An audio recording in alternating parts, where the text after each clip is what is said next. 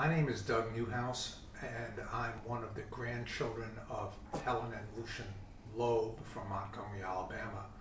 And to my left is Catherine Weiner, who's the youngest daughter of Helen and Lucian. My mother was Ida Loeb, and the oldest brother was Jim Loeb. And we're here today in April of 2019. Aunt Catherine is in New York for the weekend, and we have recently uncovered a series of film, 16 millimeter film, dating from 1931 through the late 1950s that was shot by my grandparents, Helen and Lucian Loeb. And it's video footage that none of us have seen, at least in my generation, ever. And I'm not sure when Aunt Catherine last saw it. The earliest footage includes my mother, who passed away 5 years ago, from the time she was 4 years old, but includes family members and events, Easter parties, trips, graduations, anniversary parties from almost 50 years, based out of Montgomery, Alabama, but also traveling throughout the United States. This video footage is designed so that Aunt Catherine can provide context and an audio track to the images, which have no audio since they were shot during a time frame when audio was not part of home movies. Most of this footage is very old. It was all restored extensively over the last month, and we're looking forward to hearing what Aunt Catherine has to say. So with that, Aunt Catherine, can you introduce yourself and You've already introduced me.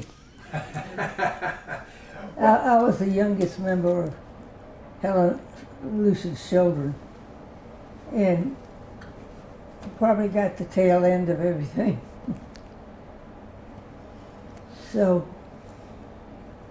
sometimes I was around and sometimes I was put to bed, not because I misbehaved, which was not unusual, but anyhow.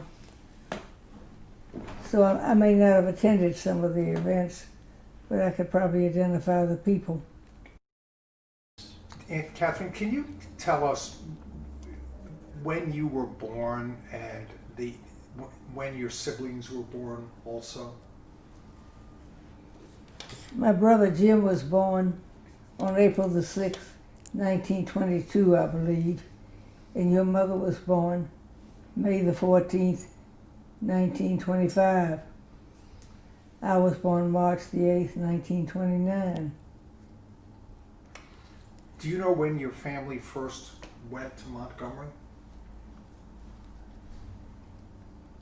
My father's family was there, I think, around the 1830s. My grandfather, whom I never knew, came from Alsace, and his father-in-law, his wife's father, that family came about the 1830s to Montgomery. That would make your family, and my family, also one of the original, pretty early into the history of Montgomery, I would think. Oh yes. And some of the family who came in later kind of resented that my brother was part of the pioneers of Montgomery and they weren't.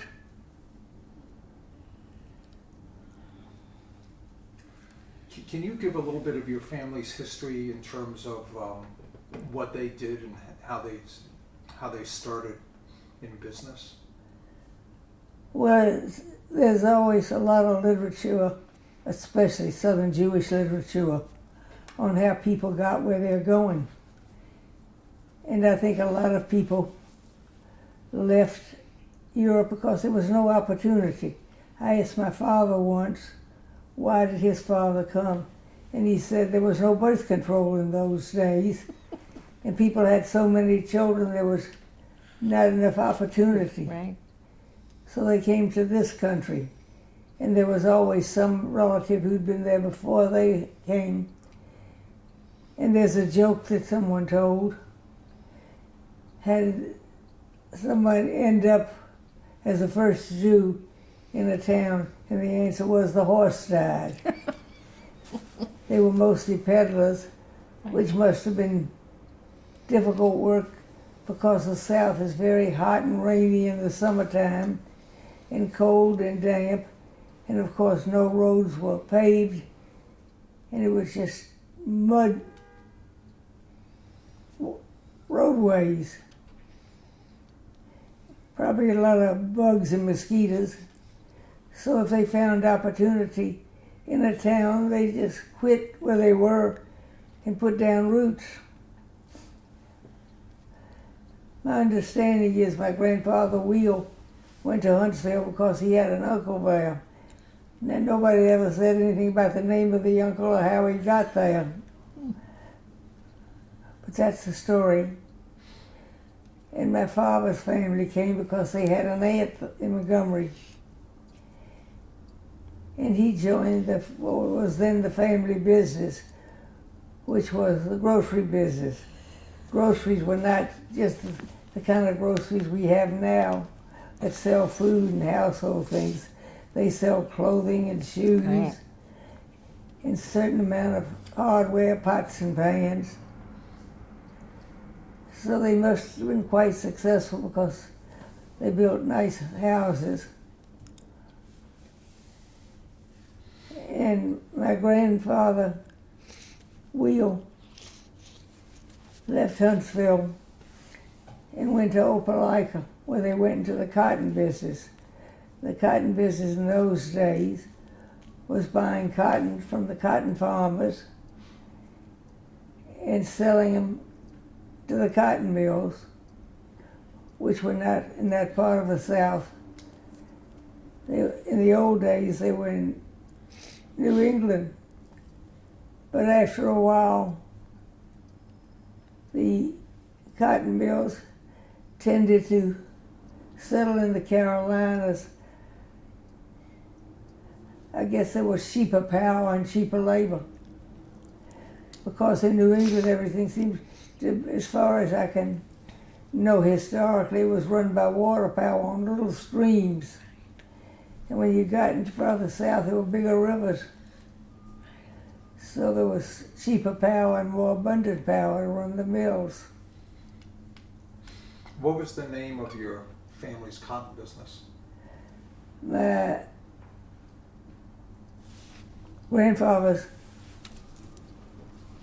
business was called Wheel Brothers. He came over as a child with his brother, my Uncle Herman, and Uncle Herman went to New Orleans.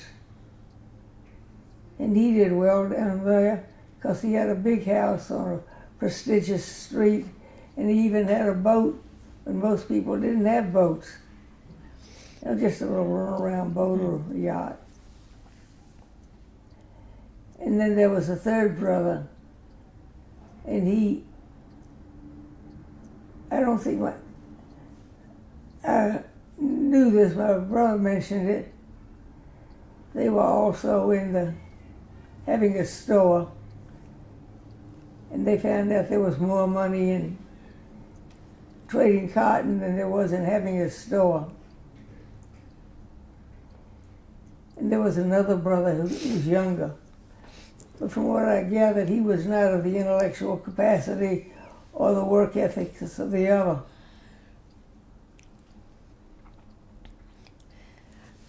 And he moved to Montgomery. Well, the family was in Opelika when my mother's older brother was born. And she was born in Opelika, which is a small town in East Alabama. Do you know when she was born, your mother? November of, I think, 1895. And your father? Do you know? 1888, and he was born in Montgomery. I'm just wondering about how big was the Jewish community down there?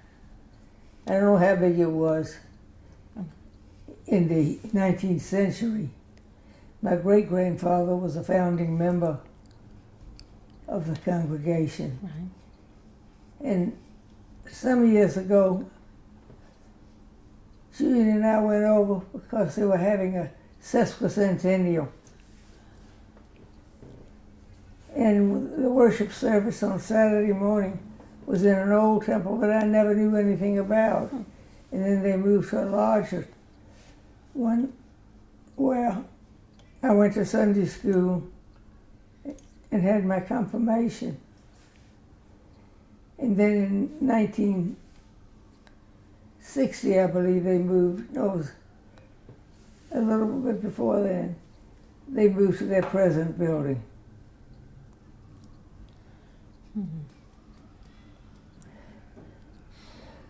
With the Jews in the South, it was much more important to have a cemetery.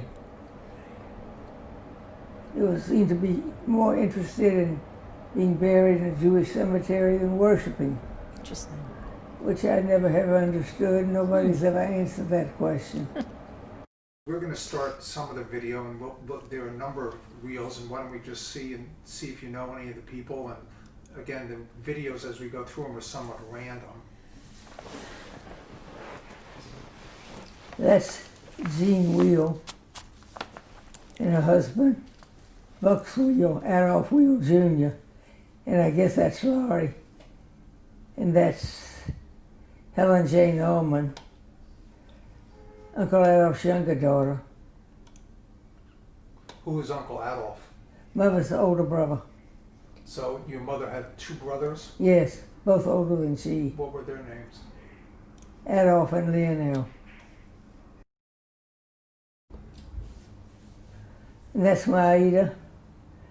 And I don't know who that is on the right.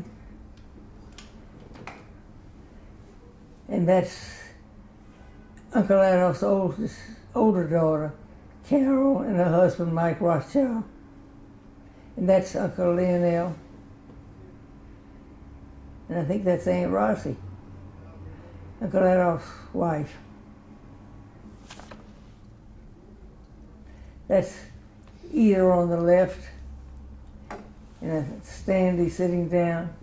Who's in the middle? Me. How old do you think you were in this? Oh, I was probably in my early 20s or late teens. I think it's 1949. I think this is when my father became engaged with But your then it was sister. 1949. I was in college. Right. I can't tell what's going on. It's That's dark. Maida. Yeah. But those are so dark, it's hard to see. Yeah, it's hard to see, isn't it?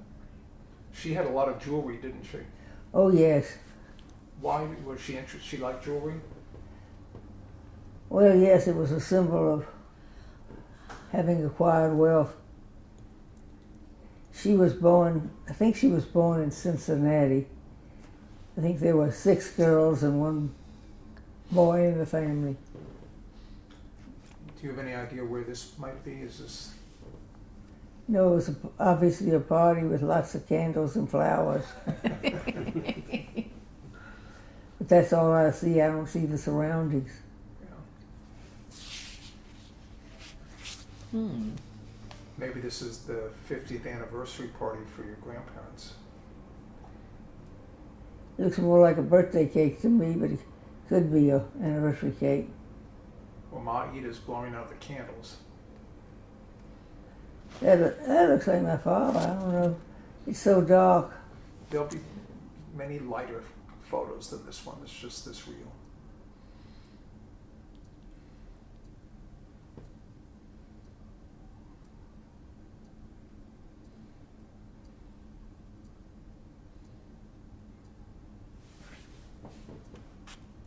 That's Jim.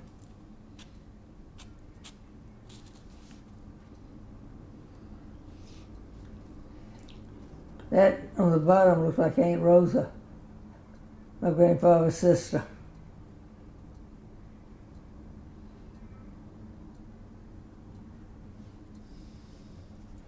So this, I believe, is the house that my parents were building in Scarsdale, New York. It is. It's number 199 Brewster Road. And I believe they purchased this house on or about the time that I was born in 1953. She was not happy with me because I planned my wedding when she planned to paint the house. I can imagine that must have been an awful conflict. It was, but I didn't understand it because she had a decorator who could do a great job. Just a question, do you know where this was being? No, I think that's St. Esther, but I don't know. But my impression is, if you look carefully, you see the window there? Yes, I believe that this is in the hotel that your grandparents lived in downtown Montgomery. I think that's if you look out that window, there's some kind of a fountain or statue. I think, didn't they live in a hotel? yes. That's Carol and Mike Rothschild. Can you tell us about, do you know anything about where your grandparents were living at that time when they were in this hotel? Because They had 3 rooms. The living room was a corner room, and next to it was kind of a shotgun effect, was a bedroom. And there was the 3rd room where they had somebody cook meals for them. Why did they decide to, did they always live in a hotel? Well, they had a pretty nice house in Montgomery, which was torn down when they put the interstate through. But I think, according to somebody said, our grandmother just didn't like housekeeping. Doug, I think it's important that she establishes who Maia and Pa are. Yeah. Okay. Who exactly were Ma Ida and Pa Wheel? They were married, but what's their relationship? Who? They were my grandparents and your mother's grandparents and the grandparents of the first cousins. And their names were Ida and Isidore. Ida and Isidore. And Ida's maiden name was Oppenheimer. Oppenheimer. And She was from Cincinnati. do you know anything about how they ended up in Cincinnati? Well, Cincinnati was a great center for German Jewish people. And always has been. I imagine it still is.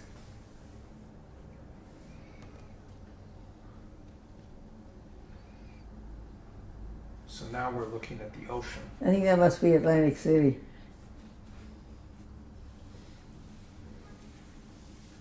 Do you know who those 2 people are? That looks like your mother and me. That's exactly right.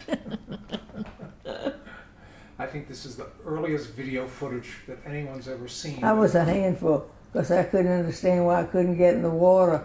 And they tell me I just yelled ocean and took off. Alan, you ever seen these? That's Pa right there with a hat in his hand. Do you remember seeing this video footage? No?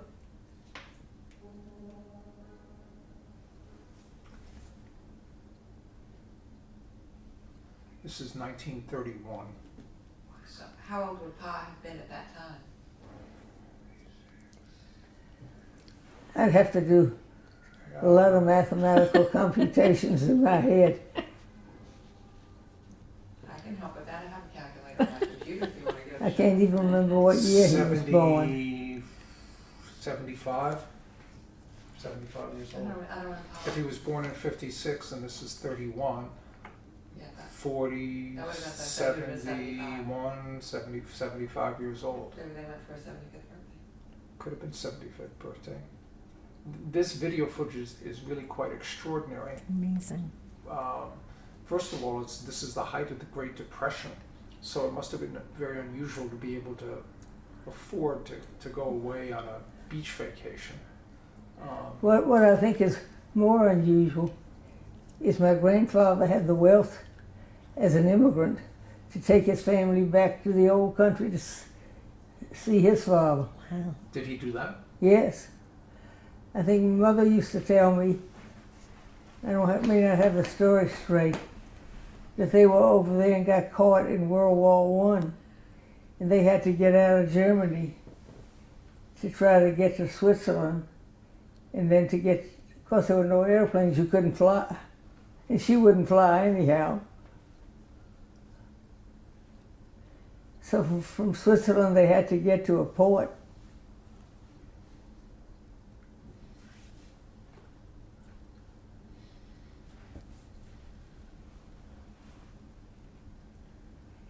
Is this the house that was rented, do you think? This was I'm sure this was the home they had rented in Atlantic City. Right. I think that's my mother. Oh, it's a little dark. And my mother would have been 6 years old or 5.5 years old at this time.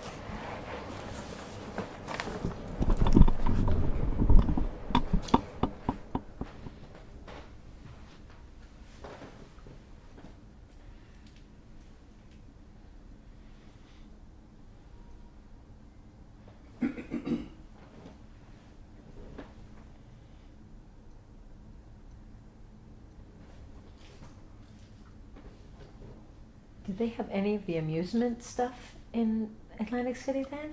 I don't think so. No? What did you do there in Atlantic City besides go to the beach? Do you remember? That's all there is to do, It's just go in the ocean? at least it's for children. Uh-huh.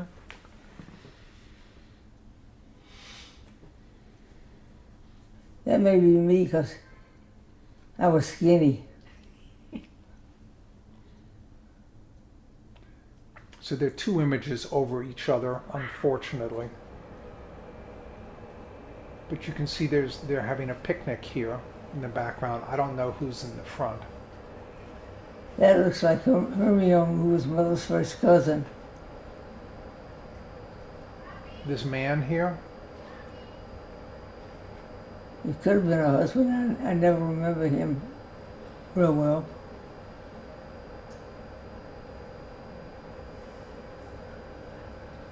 Hermione told her son, Ricky, he was a year or two older than I am, that Mother suggested they meet somewhere halfway between Birmingham and Montgomery. And the place they wanted to meet, Mother wanted to meet, was just 10 miles out of Montgomery.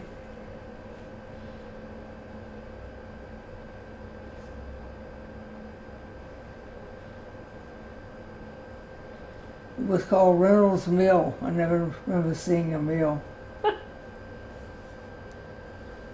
But it was private land that I guess they rented out for picnics. I remember going there on a school picnic. do you know who's talking to your father here? No, I don't recognize him. I think he's wearing knickers. Which is a fashion style. It's been out of fashion for a few years now. Too bad.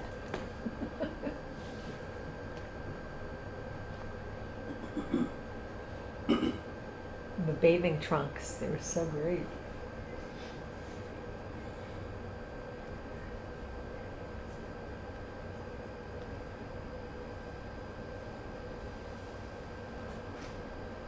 Is that your mother? No, that's Hermione. What's her name?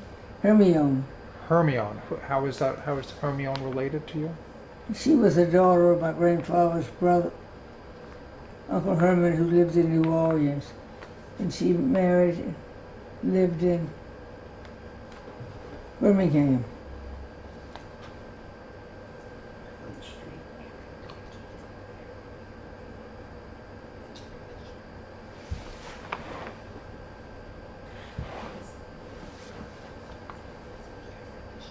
That may have been Barbara Adler, their daughter.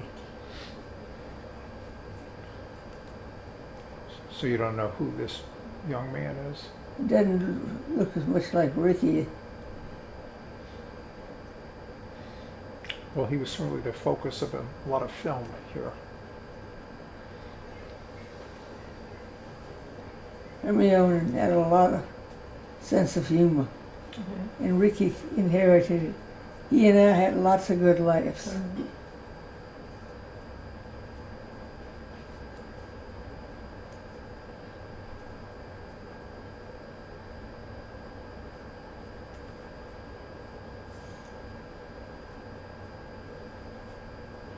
Do you have any idea where this was footage is from, this picnic footage?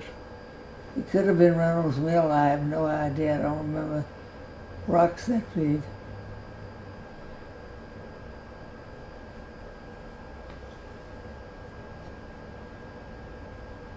That maybe that's Ricky.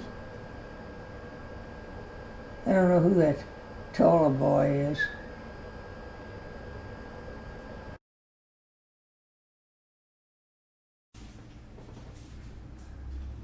Okay. Roland? And who is this? That looks like you. Is that you? I think that's me. Is it? Yeah. That's Ada. Right. There's you. That's me Yeah. and Mother. And where is this? Can you tell? I don't know. My Do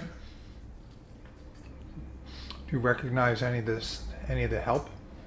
no. And I don't know that dog either. Looks like a hunting dog. Yeah.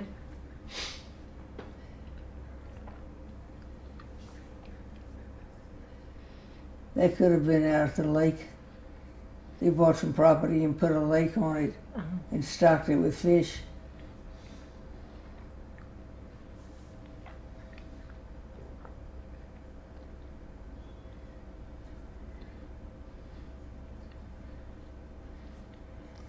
That's Jim. Maybe it's Ida after they married and dressed up to go to the wedding. Do you know who is shooting all the film? But Do you know who is shooting all of this? Who was no, holding the I camera? don't remember. Do you know? It's a big mystery. Huh. My cousin Jay thinks it was my grandmother. And he said that the camera was in a closet below the staircase as you walked into the house. Do you know who he's that was? right. He was right about that? Yes. She's in some of the films, so somebody else must have shot some of them. And there was a box of film in there too. That's so big. It was fairly unusual for someone to have a movie camera at home going back this far, I think. I guess they were fascinated and wanted one.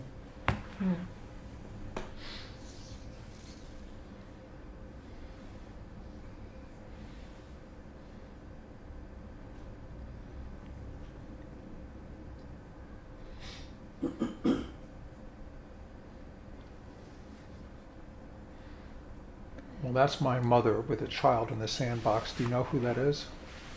It wasn't me. I didn't have curly hair. Who is this woman? That may have been cousin Irene who lives in Boston. Was this your home or was this? No, It must have been, no. I mean, it's the same style as your house. This is my aunt, my father's sister, Virginia. If it's a Tudor home that looks a lot like Ladies and Pops, it was an Aunt Cecile and Uncle Lee. Yeah, there was one of those. There were a number of, there were several of them that had the same architect, I believe. Do you know any of the history of your parents' house? not really. They had an architect whose name was Lockwood. And he built a number of houses in Montgomery. So this Jones is, said there was a house tour recently of them. That's Dad, Stanley. I don't know where they are or where they're going. All dressed up.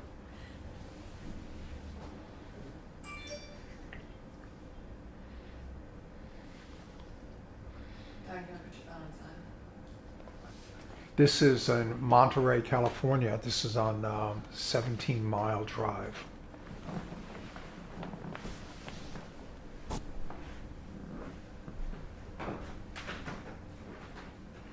Is this a family vacation? Yes. Okay. Mother was always on my tail that if I was going to Monterey, I ought to read John Steinbeck's Right, Cannery Row. right. I don't know that she ever read it because it was difficult reading and very unhappy, as a lot of Steinbeck characters are. Right. Do you remember this trip? I remember being there.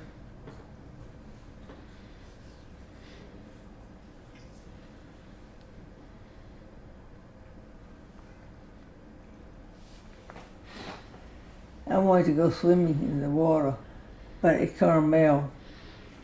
But the tides are terrible in Carmel, so we couldn't go swimming.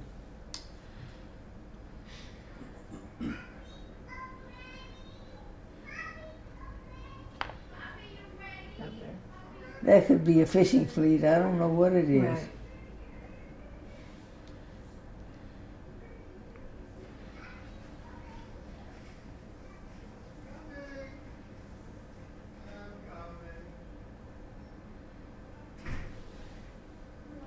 You said you went to college. Where did you go to college? Smith, To Smith. Did all the kids go to college? yes. Yeah. And my mother's generation all went to college. Really? That's unusual. Her older brother, when they didn't have a whole lot of money then, and they were living in Opelika. And Auburn University was 7 miles down the road, and they went by horse and buggy.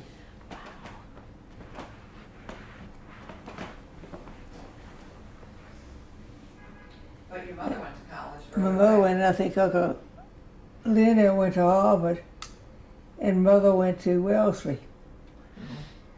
Where did Uncle Jim go? Well, he'd gone to prep school in Massachusetts, and he knew he was going into the cotton business, and he wanted to go to a Southern University, and probably the best one in those days was Chapel Hill. It was more highly regarded than UVA. So this video now is in Yellowstone. Were you on? Did you go to Yellowstone with your parents? Do you remember? Yes, Do you remember anything about this trip? no, there were just some crazy things that I remembered.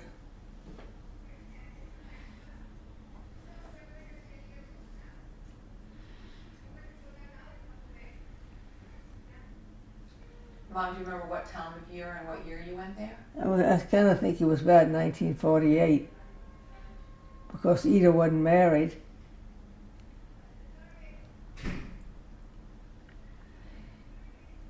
And it was generally in the summertime, but Dad usually had to cut short a trip because when they started harvesting cotton, he had to be back so they could buy the cotton. How would you have traveled there since it was pre-airplane? Mother wouldn't get on an airplane till I kind of insisted she did. And Julian was nice enough to go to Boston to help her. I had to have been about 6 or 7. That's Helen. This is That's at the lake house. this is you.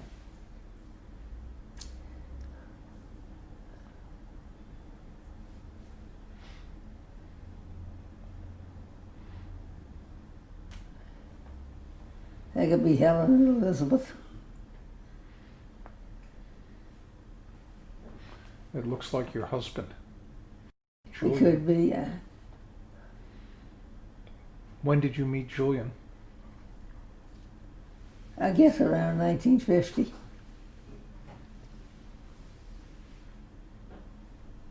Nice glasses. Do you remember those glasses? You look like a movie star. That would have been me, and that would have been Eve Loeb in the picture.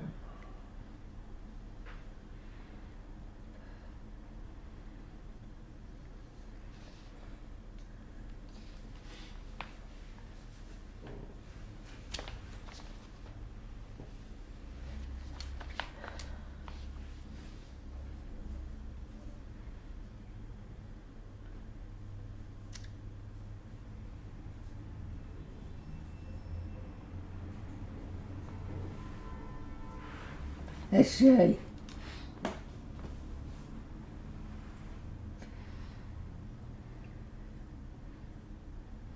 Looks like a Barbie case. Is that what that is? Could be. Ellen, there you are.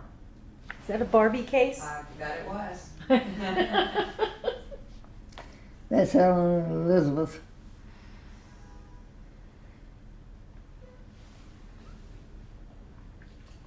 Well, Helen can't be more than 3 or 4 in this picture. I'm guessing that must have been around 1961. I'm guessing E.E. looks about 2 and Helen. Well, Helen was born a year before Mary, which would make it, I guess, in 1967. 57. Yeah, that's what I'm saying. I think it was around 51. That would have been, must have been 61 or 62. That's Dad. So is this from the same camera or different camera now? Well, the one that was doing black and white, I don't know. Right. They may have changed the film. I don't know if it's a different camera. This is much later than the earlier Right. footage. That's Julian with the kite.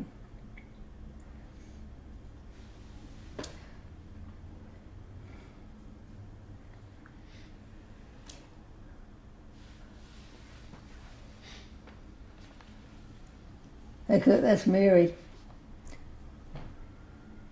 She has on the red jacket.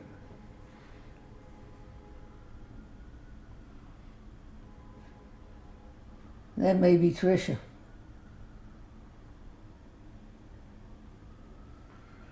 Well, then this definitely would have been 62. And that's Yeah. Helen and That's Elizabeth. Helen, Elizabeth, and Tricia for sure.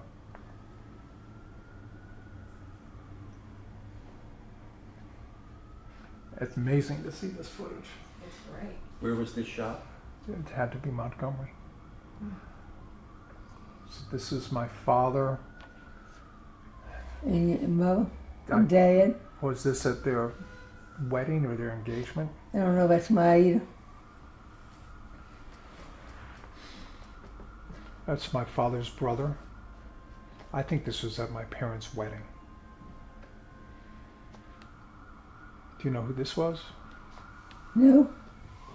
That's Aunt Blanche and Uncle Louis, who lived in New Orleans. Aunt Blanche was my father's younger sister. Who is this gentleman? Do you know? I think that's the rabbi, so it must have been the wedding. And that's Faye there. And Faye Grill. Faye Grill, yeah. This is my parents' wedding.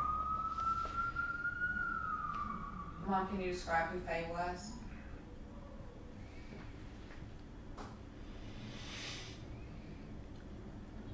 That's my father's sister, Virginia. That's Aunt Cecile, Uncle Lionel's wife, talking to Mike Rothschild. And that's Aunt Cecile, Dad's twin sister. She always reminded me of pictures of Queen Victoria. She was short, and that's Aunt Myrtle and Jack and Betty. Jack and Betty Lowe. Yes, And who's with Uncle Jim? I think that's Jean. And that's Faye and Gaston. Did you say who they are, Mom? Who are And that's Faye and Uncle Gaston? Rachel and Aunt Myrtle, Dad's brother, and his wife.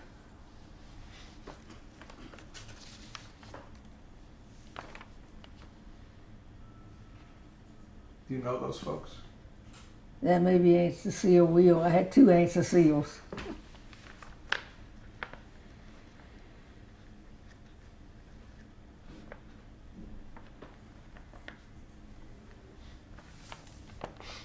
So you're writing some of these names down so we can come back to them? Mhm. Yeah. So this is my mother's wedding. That's Uncle Edgar, my father's uncle, who is my grandmother's brother. This is footage no one had ever seen before of my parents' wedding, which is quite extraordinary. And Is this that's Mother 1949, and did you Dad. 1949, yeah. Who are these girls, do you know? One of them was Carol Olden. I imagine the one on the left who's blonde. And I've Cute. forgotten who the other flower girl was. Amazing, right? I'm guessing it was one of Helen Jane's kids, Mom? I don't know. That was definitely Carol. She looks the same.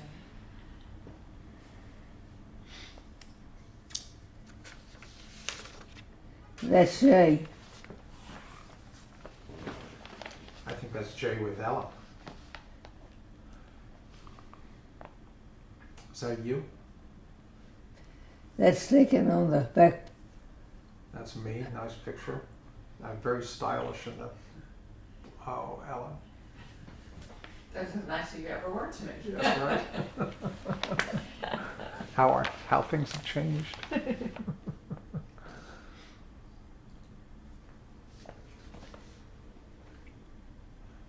Look at that. Oh my God. I must have been prompted, I think. I don't know who the other girl was. That's on the lake in Montgomery, out of Montgomery. That may be Joan and Jim. I can't tell. Our light's not that good.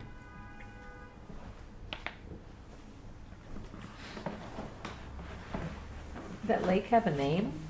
No, it was Just a private lake. it was a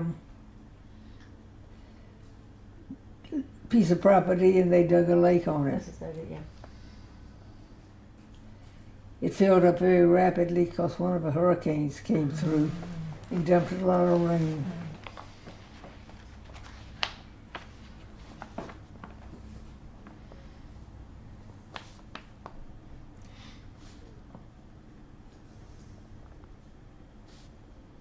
And you obviously built a house on the lake. Yes, it was a little one-room house with a tiny little place to prepare food and a bathroom, and there was a porch. And the porch was oriented to the south, so we got the winter sun.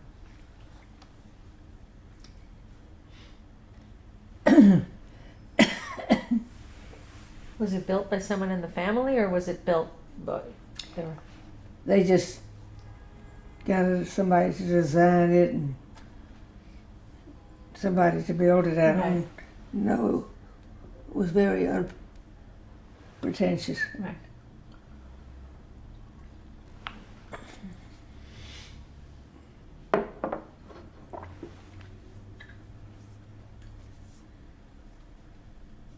Do you remember seeing any of this footage? No.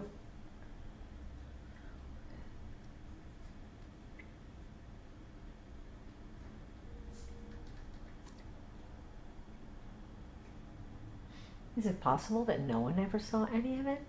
That no one has what? That no one ever saw any of this? I mean, who would have Who's- seen it?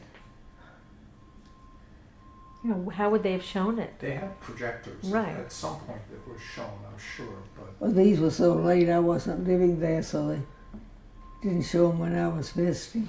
Do you remember participating in any of these? Pardon? Do you remember participating when you saw yourself in No. the films? where is this footage of the gardens?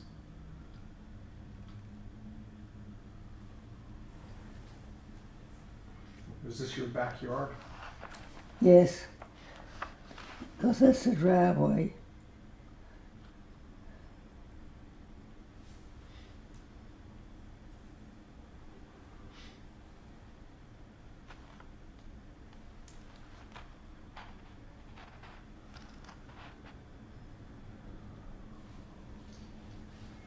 That's Ellen.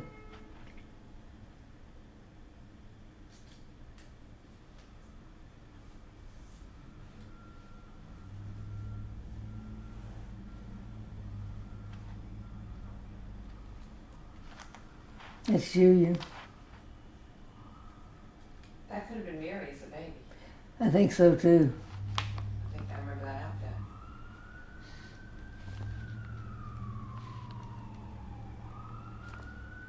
That's Helen. That was taken on the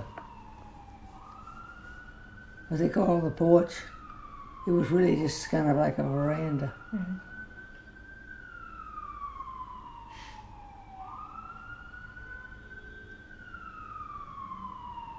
Gotta love New York. That may be Helen.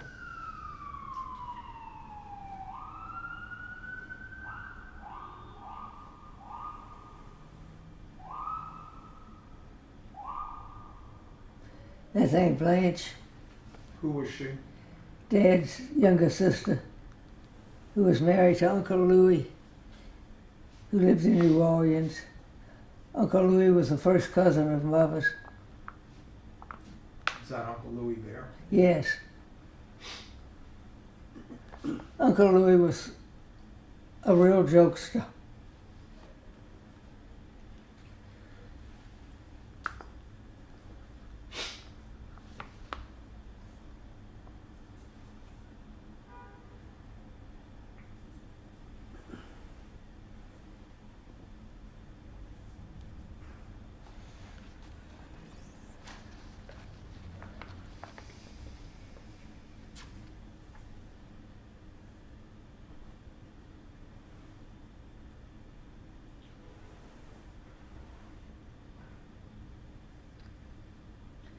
Look at the cars.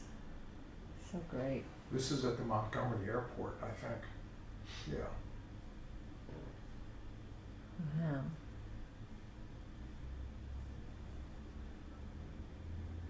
So where are people going now? Who's that woman? I don't know, I thought maybe it was, Fräulein? yes, but she wouldn't have been around it in 1949. No, she would have been. I knew her. So did Ellen. I thought she went back to Germany in 39 and then couldn't get out. She wasn't that pretty.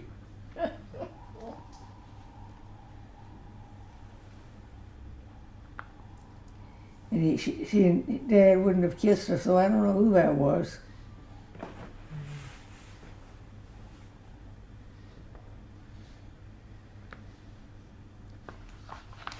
Again, it's Helen.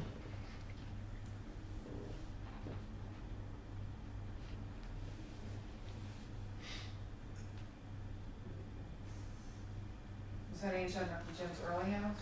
That's what I'm thinking. That'd be Edie.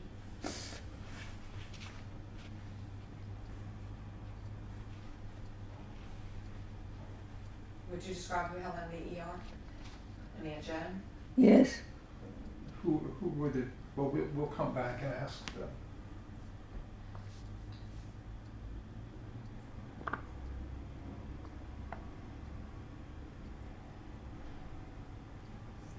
Where is this?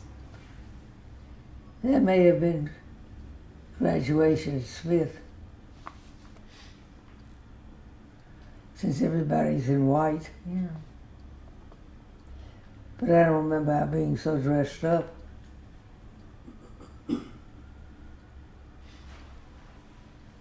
Did they have cotillions down there? But Did they have cotillions or coming out parties or things like that? they may have. That's Nancy. Oh, so is this at Smith? Yes, Okay. And Nancy Bauer? yes.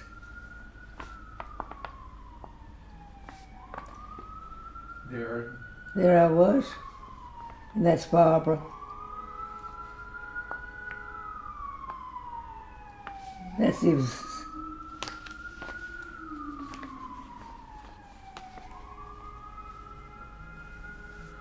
And what year is this?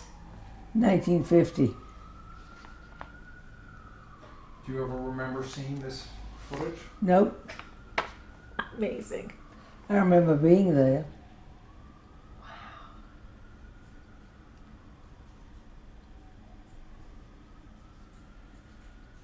You know, it's like this footage just sat under the stairs, you know? I'm telling you, it was hidden. It was Right. just, and then it was in a box. It would have deteriorated to nothing. Yeah.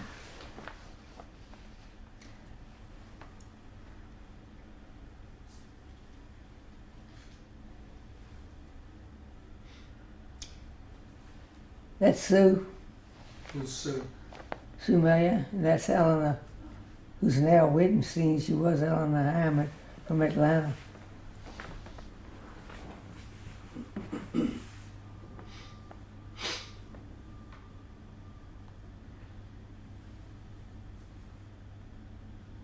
There she is. Smoking. Now Rose is a little, Wilted.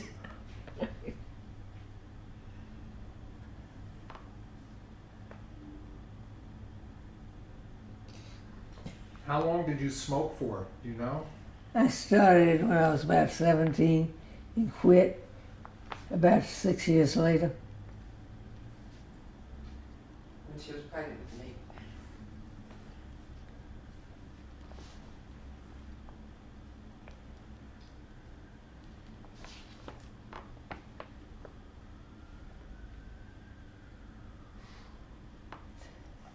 No long-lasting effects.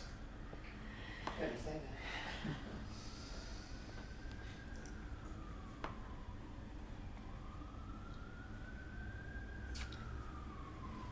That looks like the front porch of Gardner House where I lived for 4 years.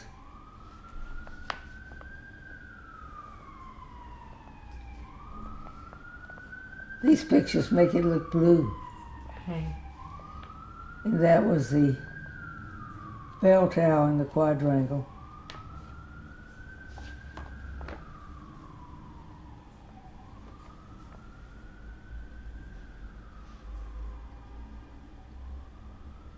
What was your major? History of art.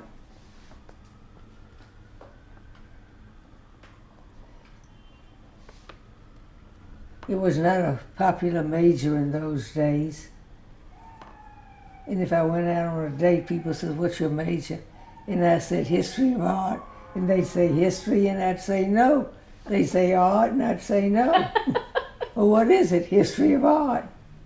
It's now a very popular major. Right.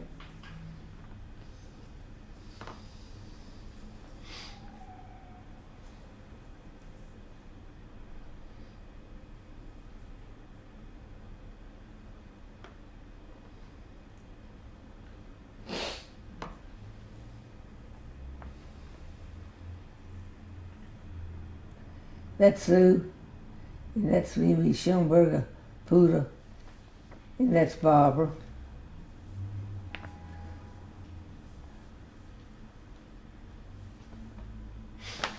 Is Smith still all female? Yes, How many schools are left that are all female?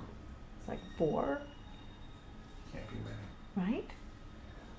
Wellesley, Wellesley, right? Did Skidmore used to be all No, female? but no. It's not Skidmore. The other No, one, it's a- Swarthmore Swan? Was it Swan? No, Vassar. is- Vassar was. Yeah, Vassar. Vassar's the one, right? Vassar's going co-ed. Yeah. And Bryn Mawr. I think that happened when I was in high school, in college, yeah.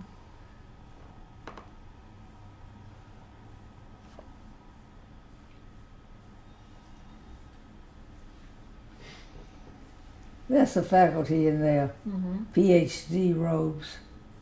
And some of the European colleges have gorgeous ones. Red velvet.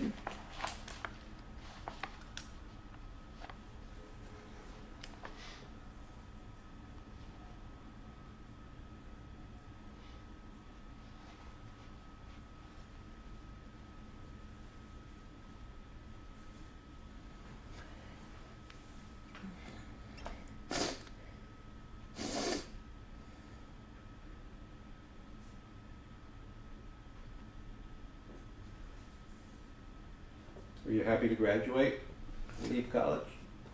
I was tired of studying so much. Someone told me recently when I was working in the alumni admissions committee, they asked one of the present students, I heard Smith gives more homework than any other college. How do you handle it? And she says, you just accommodate and learn to. Or learn to and accommodate. Yeah.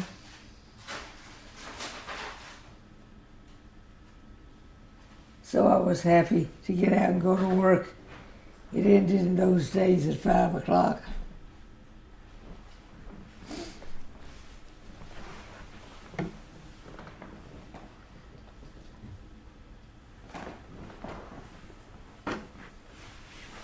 Did you end up working in art history in any capacity? Not really, but it helped me get the job I got, Which was? working at the Macmillan Company as the assistant to the person in charge of our book jackets, which had to do with artwork.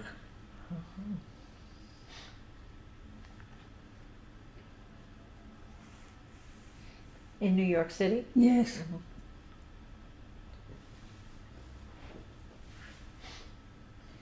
So Mom, these are in your graduation robes. What was the ceremony with the white dresses separate and apart from this? Ivy Day. Could you describe what Ivy Day is? Ivy Day is a parade of the graduating seniors and the alumni. The alumni also wear white. Pause. They have different class colors, and they wore a ribbon around their waist and over one shoulder. Gonna pause for 1 moment. Okay, all right, we're rolling at any time you'd like to go. So Mom, with Dad, you met him in New York, correct? Yes, And he'd come to New York to visit after having gone to medical school here? he didn't go to medical school here. He was a resident here. Okay, so he came back to visit some of his doctor friends? No, I met him when he was a resident. And he got to New York because after graduating from medical school in 1942, it was a time during World War II where they just lined up the medical graduates and they went Army, Navy, Army, Navy, Army, No, Navy. that's not the story I heard. Oh, that's what I thought he told me. So tell me what the story was. He said he decided he didn't want to be in the Army, he wanted to be in the Navy because they had better food and clean sheets. But he didn't reckon with the fact that the Navy was also, the Marine Corps was also part of a Navy. So they put him in the Marine Corps. And wasn't he in the Pacific doing triage on amphibious landings? Yes, And he saw some pretty tough scenes, if I recall. yes. And I think the worst was Palau, is that right? Or Peleliu? Peleliu. The worst was Peleliu, which was considered the bloodiest battle of the war. I think there was something like 67% casualties. Now, I think we're going to see footage in a little bit of Uncle Jim going to war. Isn't that right, Doug? I think so. So can you talk a little bit about when Uncle Jim went to war? What do you recall about that? Well, he was supposed to graduate in 1943, but I guess he joined the reserves because he was called up a year before graduation. And he wisely decided he would get most of his major, which was economics, done. And then he also went to summer school at the University of Alabama to get closer to graduation, get more credits.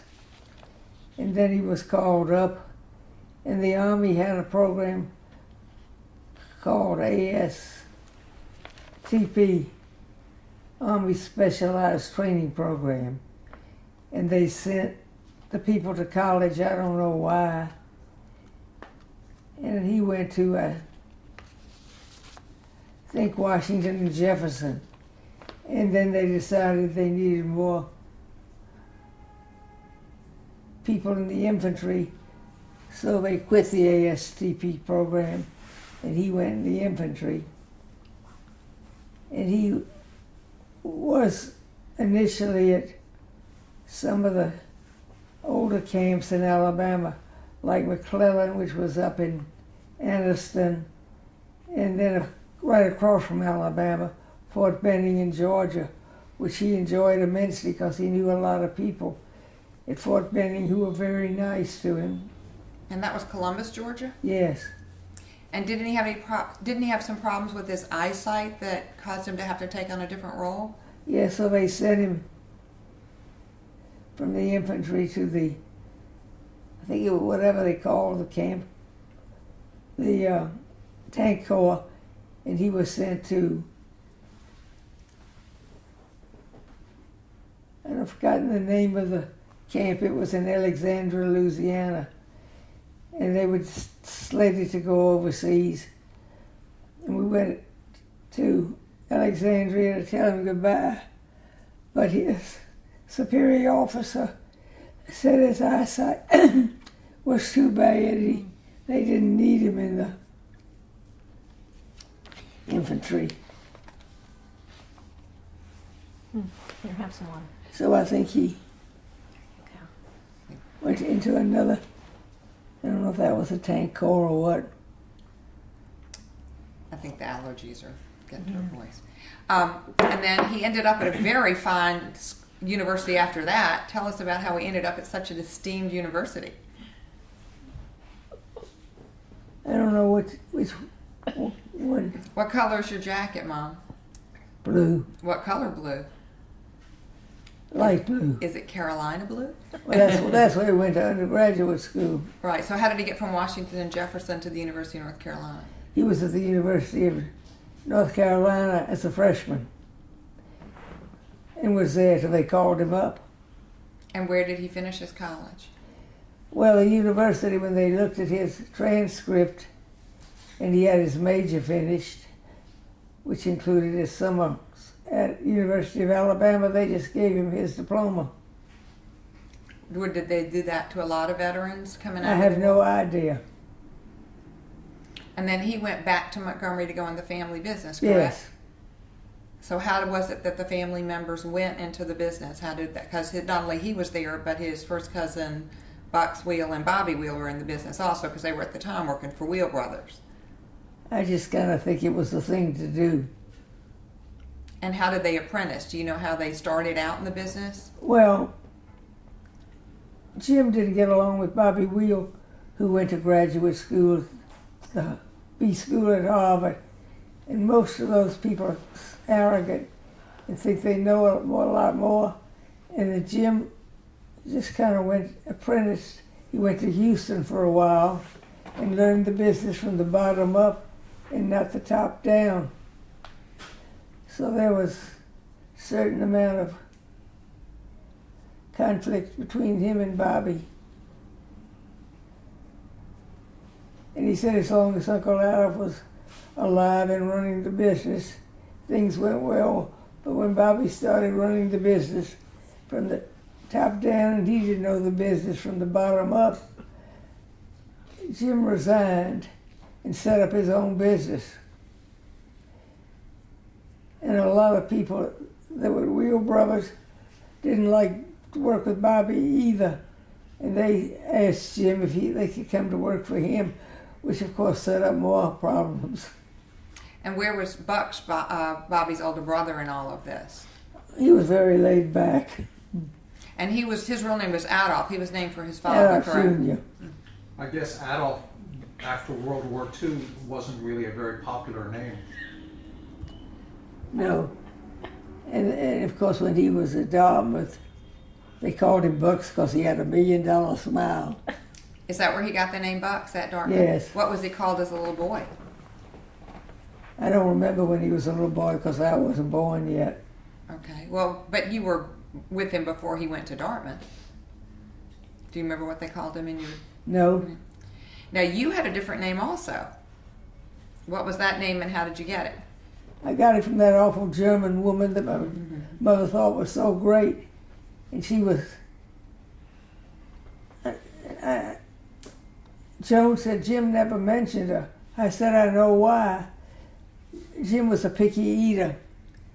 And her way of curing it was to take what he didn't eat and heat it up and give it to him the next meal, which certainly wasn't enticing.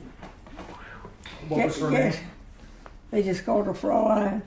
And she was mean as a snake, as you could hear from that story about the food. What was her real name? It's Helen Young. Or Helene? Helene Young. Helene Young. And what was your nickname and how did you get it? Well, my name was Catherine, so she called me Katinka. And eventually they dropped the K.A. I didn't like the name, and of course, I thought she was a snoop. And one day, let's not put this on record. I was home from school or something, and I was not feeling bad enough to stay in bed. So I got up and sat on the steps, and there was a man, obviously from the State Department, who was asking Mother whether she was a spy. And Mother said, of course not. Of course, Mother didn't want to think those things because she didn't want to have to raise children and do all the things you have to do when the children are little and wiggly and such. And then I read a book recently. It was called In the Garden of the Beast. It's a very interesting book. And of course the Germans made some terrible mistakes, but they're not stupid. And they kept up with who was in the United States who hadn't taken out American citizenship and had them do surveillance. And Montgomery, of course, had 2 large Air Force bases. And they also trained the RAF at one of them. And I was thinking maybe they had some more airmen, but I think they were in Jackson, the Dutch airmen. So she had some friends that didn't live a long way from Gunner Field where the British were. So they could figure out how many British cadets they were training and what kind of planes they were using. So all that made sense to me. So do you think she was a German spy? I think she could have been because she was a snoop around the house. If I wanted something, she'd be on the outside peeping through the keyhole. So I thought she was a snoop. My mother said that you used to have, or at least my mother used to have, dinner with her every night and not with her parents. That's true. Can you explain that? Mother didn't want her tranquility disturbed by children whose table manners were not up to standard. Do you know if she had dinner with her parents growing up? Did she just I have no idea. I would bet she just continued a German tradition, is my guess. Children should be seen and not heard. Or not seen and not heard. Can you talk about when you learned about Pearl Harbor in World War II? I was in a horse show. I'd taken riding lessons, and I was so excited they were having a horse show. And I really was a terrible rider because I was scared of horses. And then there was all the people who were listening on portable radios to the news of Pearl Harbor. So that's when I first heard it. And what was life like in Montgomery during the war? Well, everybody tried to do their little bit. My little bit was taking one of those little kind of radio flyer wagons and going up and down the street and collecting old tin cans. Mm-hmm. And then on Saturday mornings, it was sort of a social being, but I and a lot of my fellow students at I guess it was high school, went down to the Red Cross and rolled bandages, which really weren't rolled. You took a piece of gauze and they put it on a board, and then you flipped the board 1, 2, 3, 4, and made bandages. I hope they sterilized them afterwards. And what do you recall of the Depression in Montgomery? I don't think my family suffered from the Depression, so I didn't know what was going on until I read about it in textbooks. Well, that was fortunate. Didn't I hear that you all had chickens in the backyard at some point?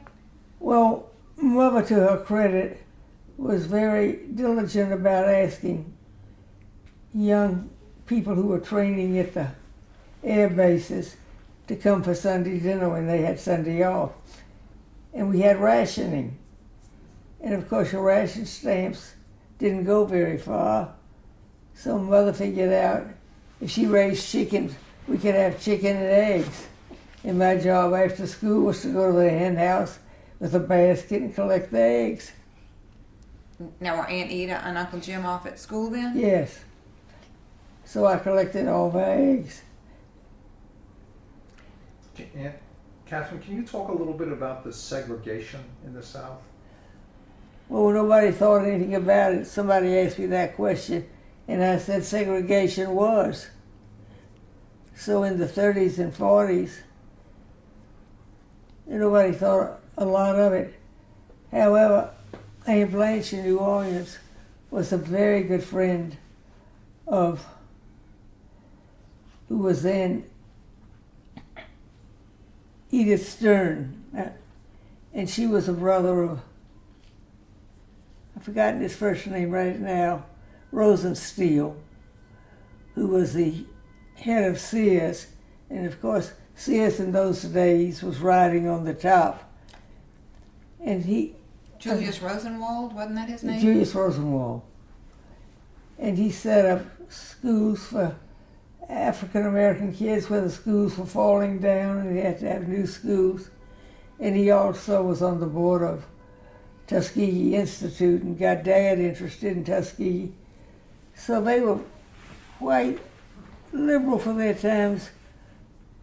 There's a story, and I'm not sure how true it is, that Uncle Adolph saw some people during the Depression, black people, eating out of garbage cans. And he thought something ought to be done about it. So he didn't ask his wife or Uncle Linnell's wife. He told Mother to do something about it. So she worked with a black principal to set up school lunch programs for the black schools that didn't have them. And which was unusual for that day. She would have the one principal she worked with come over and they'd sit together in the living room and discuss how to set this program up. So when I went to school, of course it was segregated, nobody questioned it. It just existed. And it did so in Jackson when Ellen first went to school, I guess that's.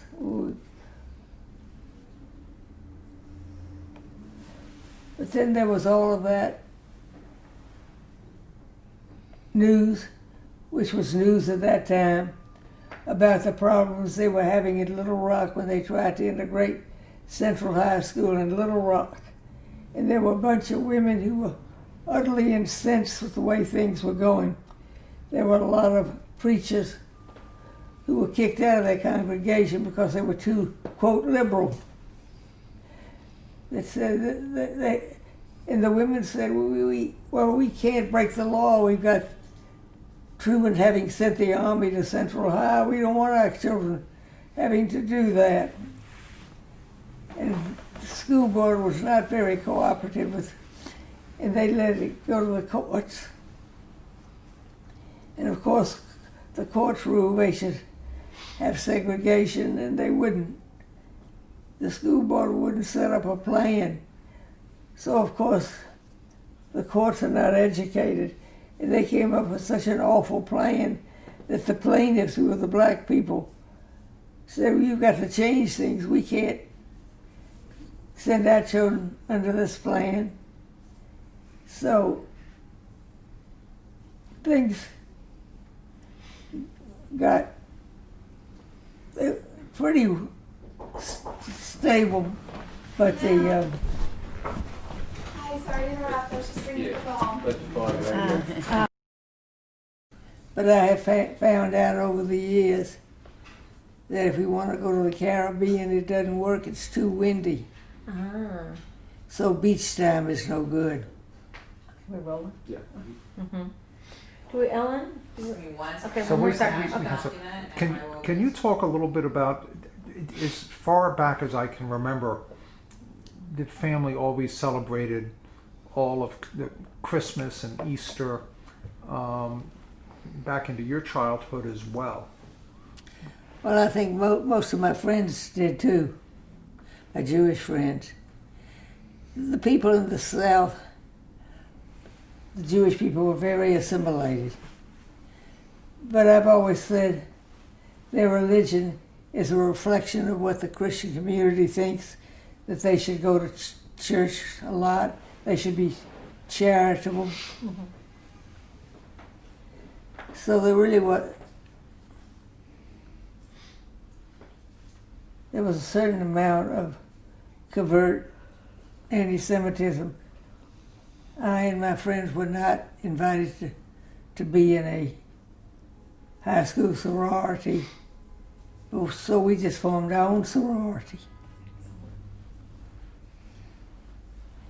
And for that, and I didn't like that either. I didn't particularly like what went on, the initiation things.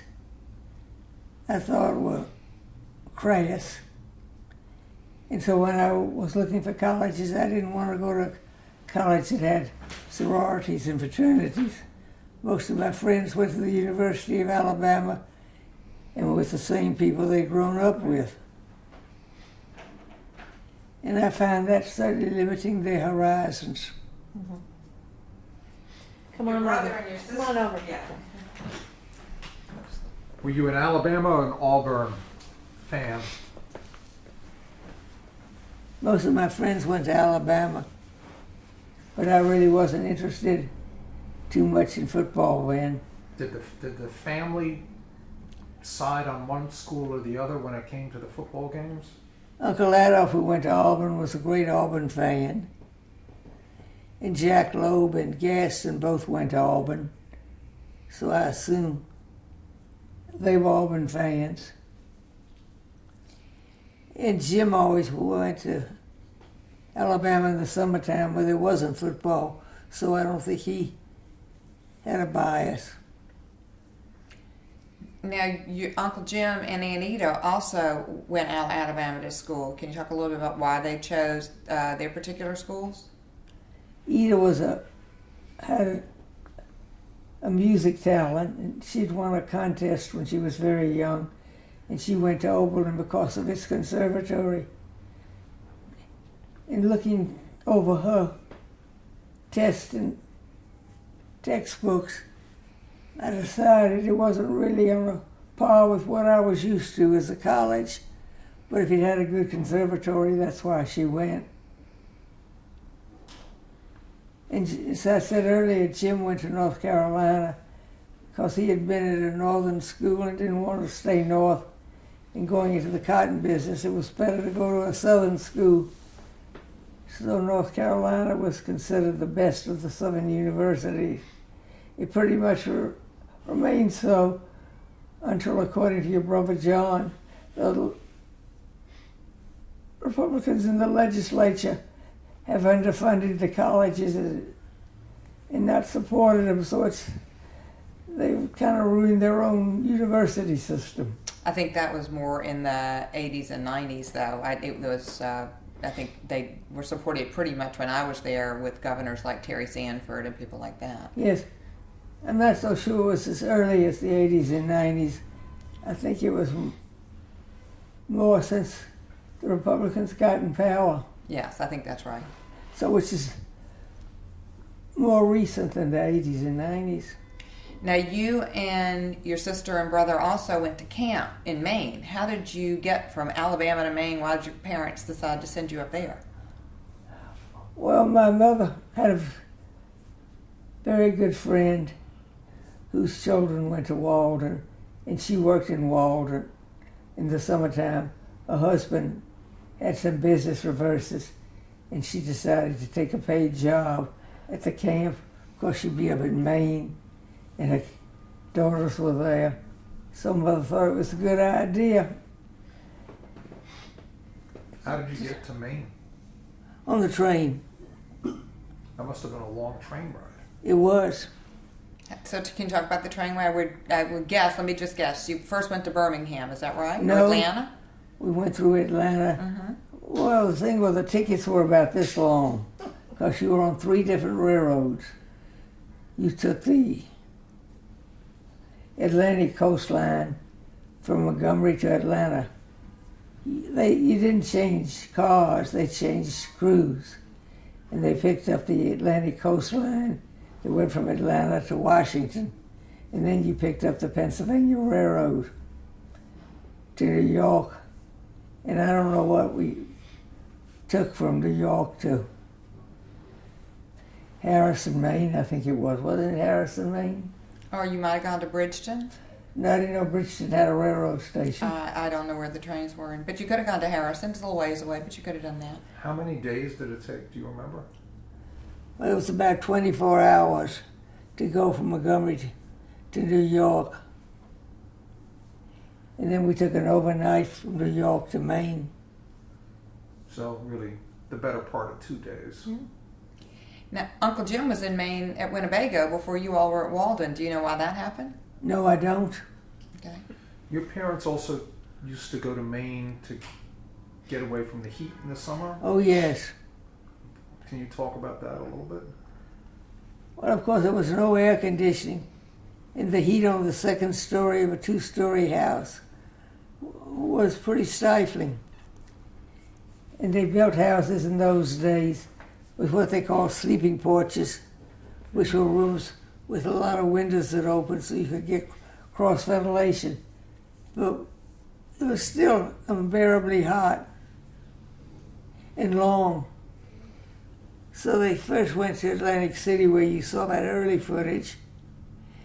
And one year we went to Lake Placid, I don't know why. And we occasionally went up to Charlevoix, Michigan, which was pleasant. And of course they wanted to live in the grand style when they had a house in Charlevoix. So they got a male employee to drive the car up. And I think he may have even brought a maid with him. So I remember we had a house there were 2 lakes in Charlevoix, a little lake and maybe one of the Great Lakes. And we had a house on the little lake with a veranda. And then Mother had somebody cook the meal and wait on table, and a lot of people from New Orleans went up there also.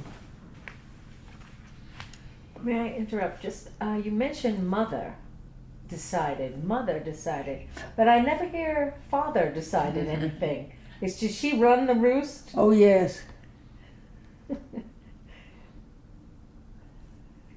She was in charge. Well, she wanted to be. So was my grandmother.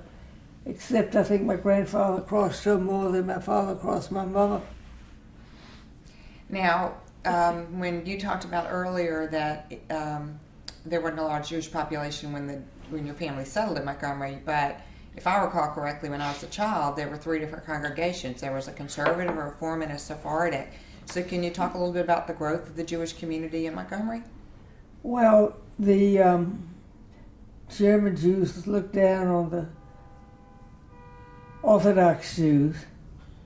The Sephardic Jews were from Spain, and they didn't have their own Sunday school, so the kids came to our Sunday school, and they were accepted, but the Orthodox weren't. And how was it being Jewish in Alabama at that time? When I was real young, I didn't pay any attention.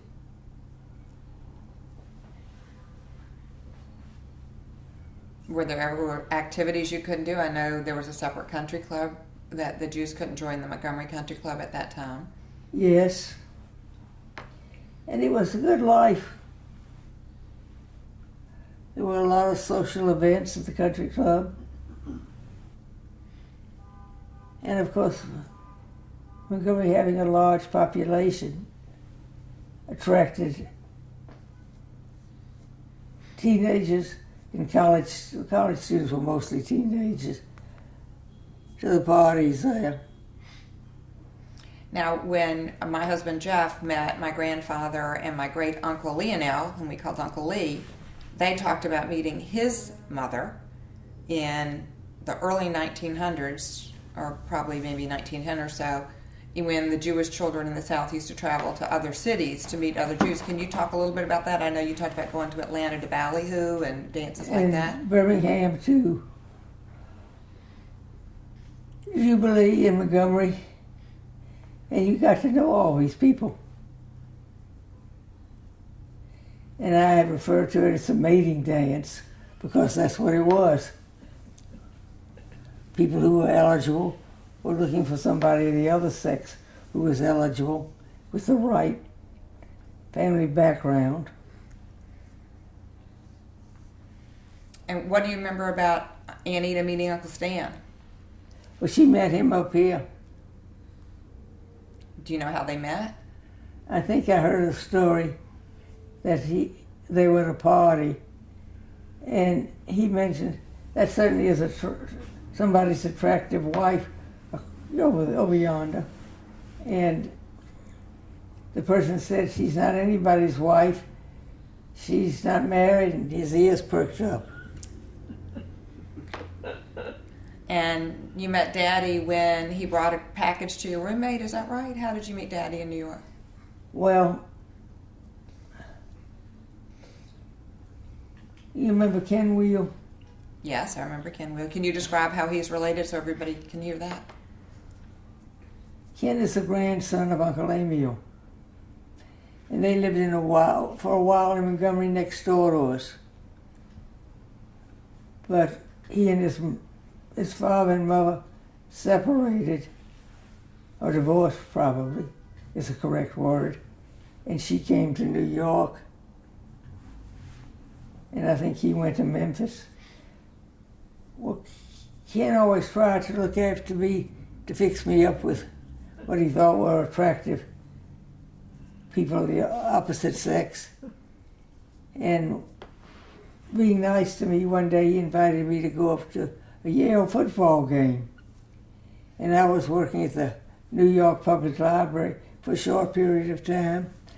I liked libraries, but I sure didn't like librarians. And she wouldn't let me leave. And he came down and sat with me, and she said, well, you can go. I think she thought I was a detriment to the library, sitting there, even with my cousin. And we went up to the football game, and outside of a stadium, I ran into Sam Weiner, whom I'd met at the Falcon dances. And Sam said, I've been looking for you. I couldn't find you in the phone book. So I finally gave him my address and phone number. And he took me out, and Sam's pretty tight. And he said, I think I'll call my cousin Julian. Maybe he'll invite us for a meal, which he did. And then Julian called sometime later and said, I have 2 tickets to one of my residents' sisters' concert at Town Hall. Will either you or Betty Lee or roommate go with me? I said, I don't have any plans that night. And that's how it started. Interesting. And of course, he liked a lot of different things. He was one of these people, as you know, who was set in his ways. The first night we went out to a concert. The second night we went out, we went to a Mets game, and I told Sandy Cohen that was the game that Willie Mays had just come up from the minors, and he didn't hit a home run into the center field stands. He hit the home run clean out of the stadium over the center field. That must have been the Giants, right? That was the Giants, not the Mets. Right. And Sandy said, I've always wanted to know who went to that. He didn't expect it to be his mother. And then the third time we went out, we went to the Westminster Dog Show. Those are pretty creative dates. Yes, they were. And how about Aunt Joan and Uncle Jim? There was a person in Montgomery That's Bill Macy's parents, who fixed him up on a blind date. And who were Bill. Bill Macy's parents? Were they friends of your grandparents? Friends of your It parents? was Morris Macy. Morris Macy. Bill Macy is one of my founding business partners in my company. I know that. I just thought it'd be helpful. His to daddy describe. is Morris. What? Daddy is Morris. And who was Morris's parents? Do you remember? I didn't know Morris, except I met him when I was visiting in Atlanta. And your family traveled a bit. You talked about it in the summer. Did they travel any other times of the year? It must have been easier in the summer because the crops were in, and in the winter they were probably doing. Well, a lot they of didn't visiting. take their children because they were in school. That's right. Now you started at one school and switched to another, didn't you, in Montgomery? How did the schooling go for you all in Montgomery? Did you have to have a preschool or a kindergarten? No, I didn't go to either one. There was a private school that I went to. It was a very nice private school. It was in a house, What was it called? What was the name? Mildred Dean School. Mildred Dean was the founder and principal. Is that the same one that my mother went to? No, she went to one called Margaret Booth, Margaret. which was like a finishing school. And the people there I knew that went to Margaret Booth while I was going to public school, I didn't think was getting a first-class education. Did you know the Charles family? The who? Did you know Otzi Charles? I mean, she was from Montgomery. I don't know if that name means anything. No. Otzi, she would have been Adolph and Whelan. But I don't think her name was Charles. It was, And they are wrapping up in New York a play that came out from England that's gotten great reviews. I couldn't get tickets, called the Lehman Trilogy. And of course, the Lehmans were from Montgomery. Did your family have a relationship with them? Well, the Lobes and the Lehmans were in business together for a while. I think it was the ethical drug business. And the Durers continued to have the business. I went to school with one of the Durer girls. The high school I went to operated on the track system. And if you didn't have any ambition for college, or people didn't, they either took a secretarial course or a construction course. And they graduated with one kind of diploma. And then there were those large group of people who wanted to go to state universities, which weren't very selective. And they got a real good general education, but it wasn't as demanding as what they called a Latin diploma. And I was in a class with those people, and it was really a tremendous amount of competition. We had a Latin teacher, and she was a wonderful teacher and a lot of fun, but she handed out the test papers in descending order, so everybody studied real hard, and probably the difference between the top grade and the bottom grade was about 10 points. And those are the people who went to, the girls went mostly to the Virginia women's colleges, and there were people who went to Harvard. And you and Andy and Uncle Jim all were sent to boarding school at some point, correct? Well, I was tired of that employee of my mother's, and I was tired of not being able to do the things my friends were doing. I didn't like boarding school. They had a tremendous number of rules, but they were applied fairly to everybody. And I didn't think the school was near as good as the near high school in Montgomery. The teachers weren't as good, and the student body, which will give you a little idea, there were very few people who got in their first choice colleges, maybe a handful. So the student body wasn't very smart as like the kids I'd had been in class with in high school. But I got into the college. I got into 2 colleges, and most of the people didn't get into any college. What was the name of the prep school you went to? Walnut Oh, Hill. you went to. That's my mother went there also. Mary Lynn went there and told me I wouldn't like it, and she was right. But at least I was away from what was going on at home, which I didn't like either. So I got into college, which is why I went there. Now, Mary Lynn was your first cousin, and Yes. can you talk a little bit about your first cousins in Montgomery and how you spent time with them or didn't spend time with them? Well, actually, they were all so much older than I was. I spent very little time with us, unless there was a birthday party, anniversary party. Mary Lynn's still alive, isn't she? Yes, How old is Mary Lynn? Mary Lynn will be 92 in a 92. couple of weeks. She sent Mom a birthday card. I'm still in touch with Margaret. Yeah. So Mary Lynn is somebody that actually, if you showed these videos Yeah, to, she might have. Yeah, She Mary. would have really Yeah, you interesting- could probably get. Except she's very, very deaf, and so it would be hard to do that. But you could talk to Aunt Joan about it. Yeah. And Jay, I'm sure, will have a point of view, as you said. Well, She called me before my birthday, and she couldn't hear me, and I don't think she's got the kind of problem that can be fixed, because I think she would have gone to the specialist that everybody goes to in Memphis. for her hearing. Yes, And you have a first cousin's wife in Montgomery still alive, Betty Lowe. oh yes, And Betty may have a perspective. Betty turned 90 2 days after Mom did. Yeah. I have to catch everybody before it's too late. That's right. I have a question for you, Aunt Catherine. My mother, when she got married to my father, she was 23, and he was 38 years old.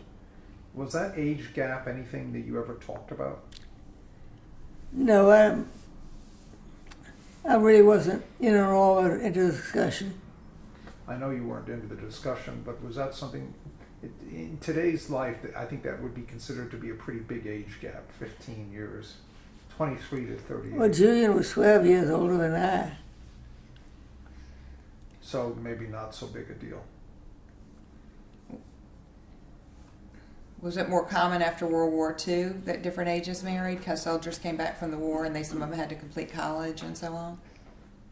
I think, like when I moved to Jackson, there was a big number of doctors who had been in the war and therefore hadn't done their residency, so they were older. They generally married girls that they met where they were doing their residency, whether it was Philadelphia, New York, Nashville.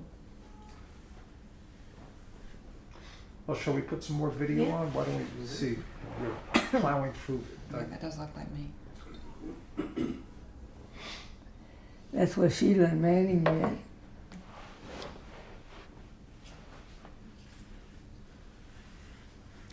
Who is that? Ellen, That's Ellen. Have you seen this, Ellen? Have you ever? Something about this is familiar. I'm not sure. Mother always liked to go to England and buy English coats and hats. So you see, No, that's in front of your house, isn't it? yes, Where was your home? What was that? Where was it located? at that time it was a little 2-block street on the edges of Cloverdale. Gilmer Avenue. And didn't Zelda Fitzgerald grow up not far from you? Yes, Do I recall you said you took dance lessons with her? Is that right? yes. If you read the biography of Zelda, she kind of went off the deep end, and she wanted to take ballet lessons. And she walked in, of course I was about this high, and all I saw were the knobbiest knees I'd ever seen in my life. I didn't know who she was. and we would do turns across the studio. And the dancing teacher would say, Zelda, it's now your turn. And I didn't know who she was till years and years later.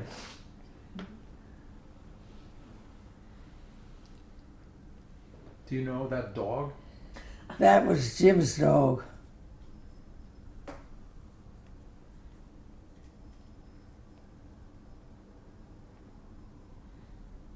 And there's Doug with Uncle Stan. That was me. I just didn't understand why they set up a playpen in the backyard instead of just letting me run around the backyard.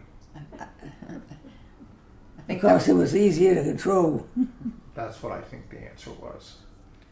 yeah, I was gonna say I think that was very typical of the time. Yes.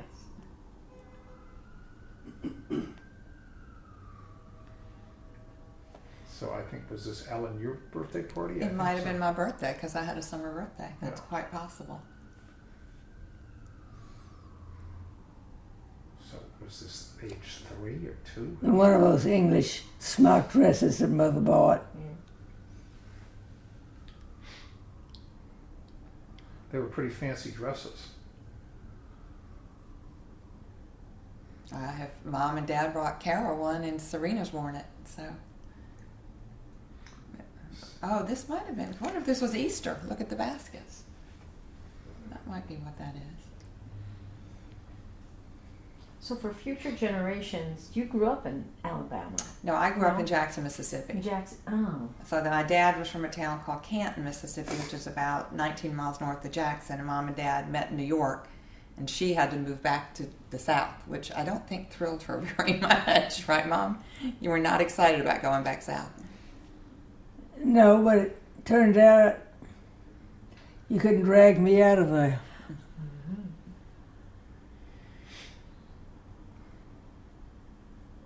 Now, was that Jay? I can't see who that is, it's so dark. No, before that there was the baby. I think we could probably lighten this up some ultimately. Jay says he always has to come back to Mississippi to get his Mississippi fix. Well, Jay is funny. He still identifies as a Mississippian even though he's in San Francisco as well. There are large tax advantages to declaring being a Mississippian versus a Californian. Yes, I'm sure that's true. just to put a fine point on it. That should not go in the video, however. Well, it just at this moment it's in. There you go. Perfect. I don't have my glasses on now, so I can't see as well. It's Bob. So I have no idea where this is. Maybe Lake Saranac? Lake Placid? Looks like the porch looks like Walden. I was going to say, that looks like Maine. Oh no, this is the Grand Canyon. Oh, there you are. Wow.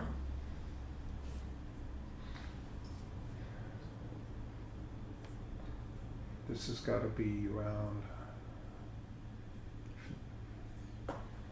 42, 43, No, I think it was close to about 48 and 9. 48 or 9. Yeah, I don't think they would have traveled a lot during the war.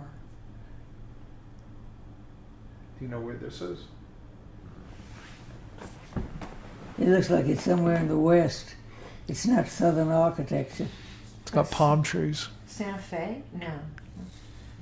Could have been Santa Barbara, I don't know. Mm. Do you remember that trip? Going to the Grand Canyon and traveling? Yes. This could have been Europe though, right? I think it's the Southwest with the architecture. Europe doesn't have palm trees like that. What? Maybe they do in Italy. Where, what other places did you visit on that trip other than the Grand Canyon? We went to Yosemite and Yellowstone. And then Dad had to leave because the cotton crop was coming in early that year and left Ida and me. I think we were in Yosemite. And we took the train back later.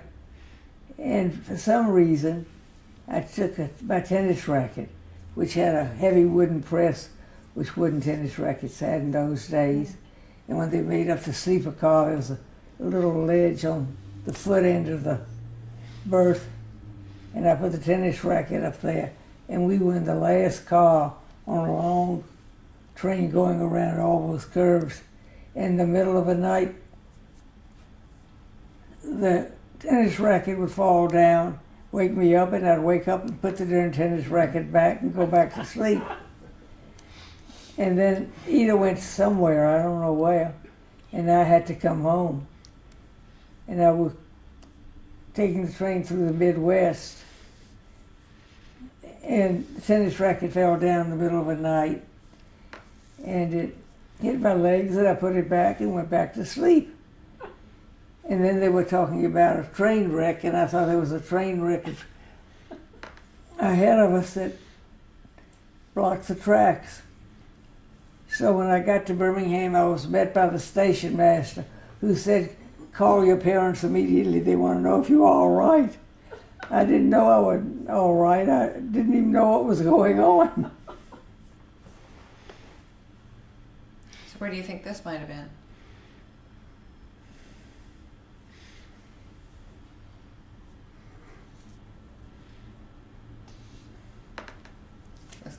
Looks like you had a driver. That was the way they traveled.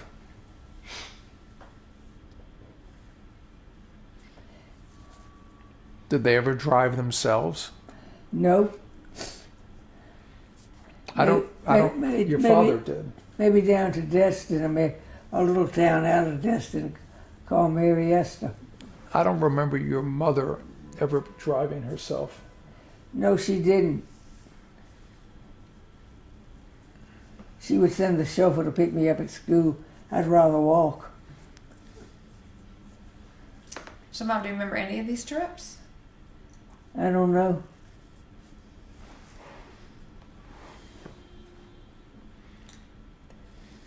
It could be Europe. It could be the U.S. No, there you are, right?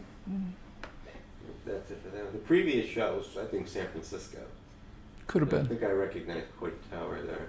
Yeah, and that church could have been in Carmel. Yeah, Yeah. I said it. It yeah. looked a lot like a church in Right. Carmel. Well, there were mission churches all the way down the coast from. Oh, Ooh, look at holy this. Moses. Oh, this is very interesting, this video. What? They're Mom, what do you dressed think in this is? blackface. I don't think you better save that one. It's politically incorrect. Well, it wasn't politically incorrect when this video was shot. But what is it? It's a Yeah. costume party. I guess. What do you think that was? Farrington's, they had a costume party every year. Farrington's. What was Farrington's? It was where they went in Maine.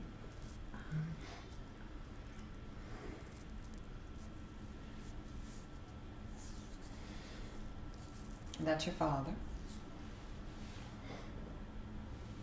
How old do you think he was then? When was he born? 88. No, 80. 1888. No, mother was born in 88. He was born in, I thought, 95, but Ellen said it was 94. I thought he was born in 1888 because I remember his 88. 1988. His mother's Yeah. birth was either 94 or 95.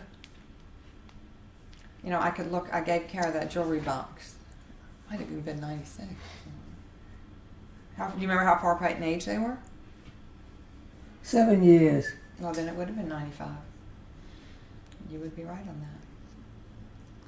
Well, he was older than Nana. Right. I thought it was Yeah. 6 years, but Mom says 7. I would trust her memory on that better than mine. So is this woman in Lake Farrington? Yes. That may have been me. Well, that might have been you. Maybe Aunt Ida was at camp and you went to No, visit. she's coming up in this, you'll see. Oh, okay. Well, maybe. I was a skinny kid, which irritated my brother and sister because they were not skinny, and mother kept putting them on diets, but never put me on a diet.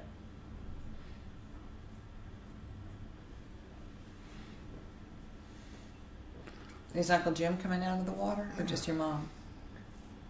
This is Pop and my mother in the canoe, Okay. Well, maybe- which I thought was such extraordinary footage. Yes. And your mother's in the stern.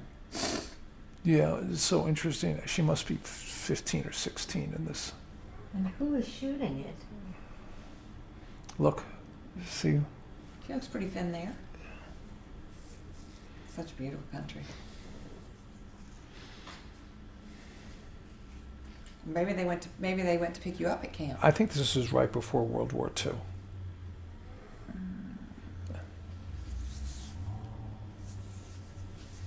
'39, '38, '39. What years did you go to Camp Alden? Me, I started in 39 And how many years did you go? to 45. So you were there during the war. And Anita went as many years as you did, or no? I don't really know.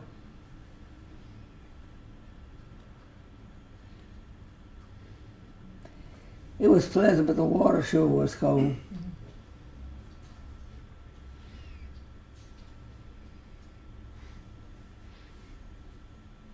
The video footage gives such a kind of a bringing to life Yeah. aspect to all of the images, Yeah. which you don't have in all the old photos, No, right? not at all. Not at all.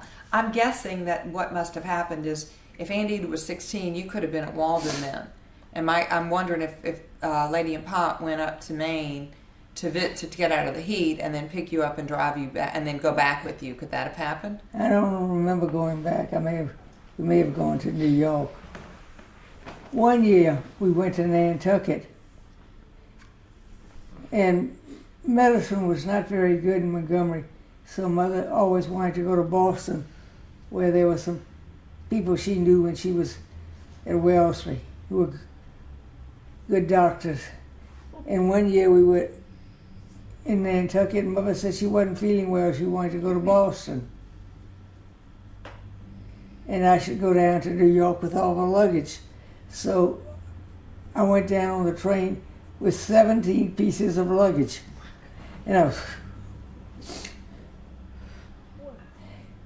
they like to stay at a small hotel on 58th Street called the Madison, which was torn down when they built the GM building. And they arrived in front of it, and all these suitcases kept coming out, and they gathered a crowd because people wanted to know who was that celebrity.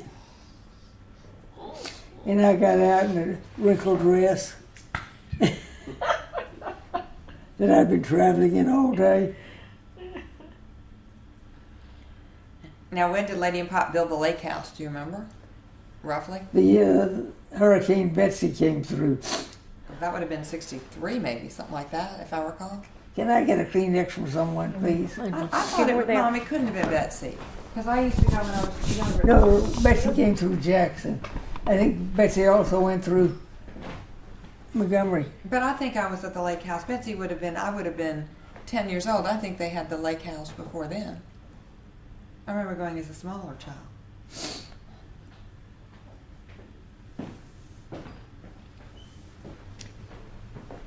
In my own video. Thank you.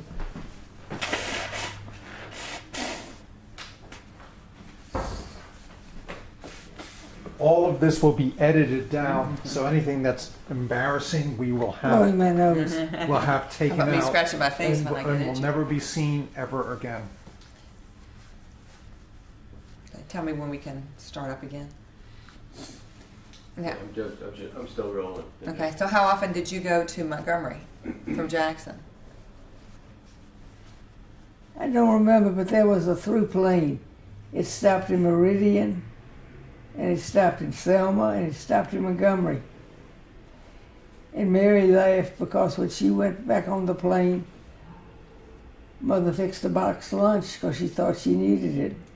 I remember flying back and forth by myself when I must have been about 7 years old. They wouldn't let you do that today. Now, how often did you meet Anita in Montgomery? Because I remember being there a couple of times with her, but it looks like you were there quite a bit.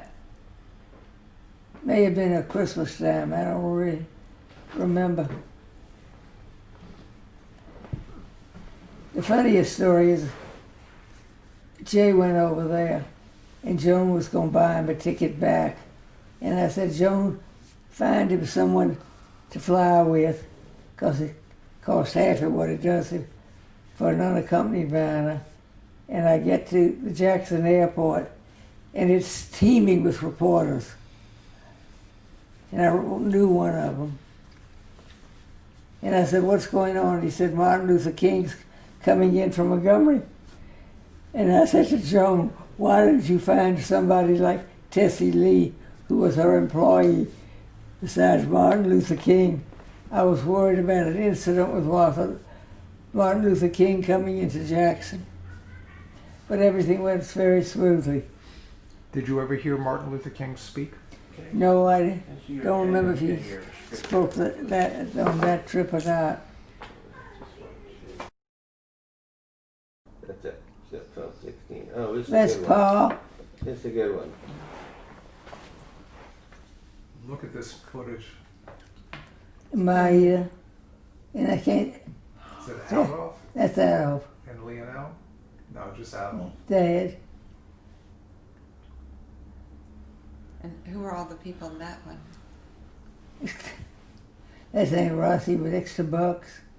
That's Mother behind me.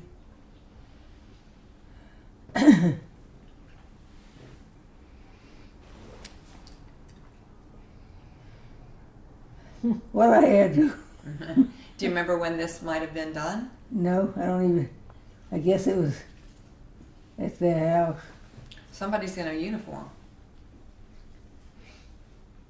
I don't know who it is. That, If you redid your hair, it would look exactly like that. that must have been World War II, right? Wouldn't you guess? Yes. Let's pause until Doug gets back. Okay. How do you know Doug? This is the first time you've been working together? No, they know each other. We've done for a number of years. Done some stuff for his wife too. Ollie.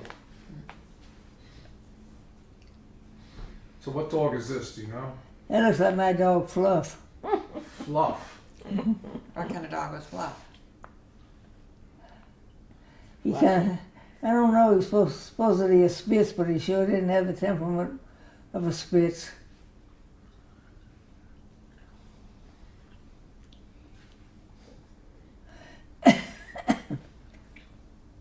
Is this a game with the broom that you used to I play? don't know. And when were Maida and Pa born?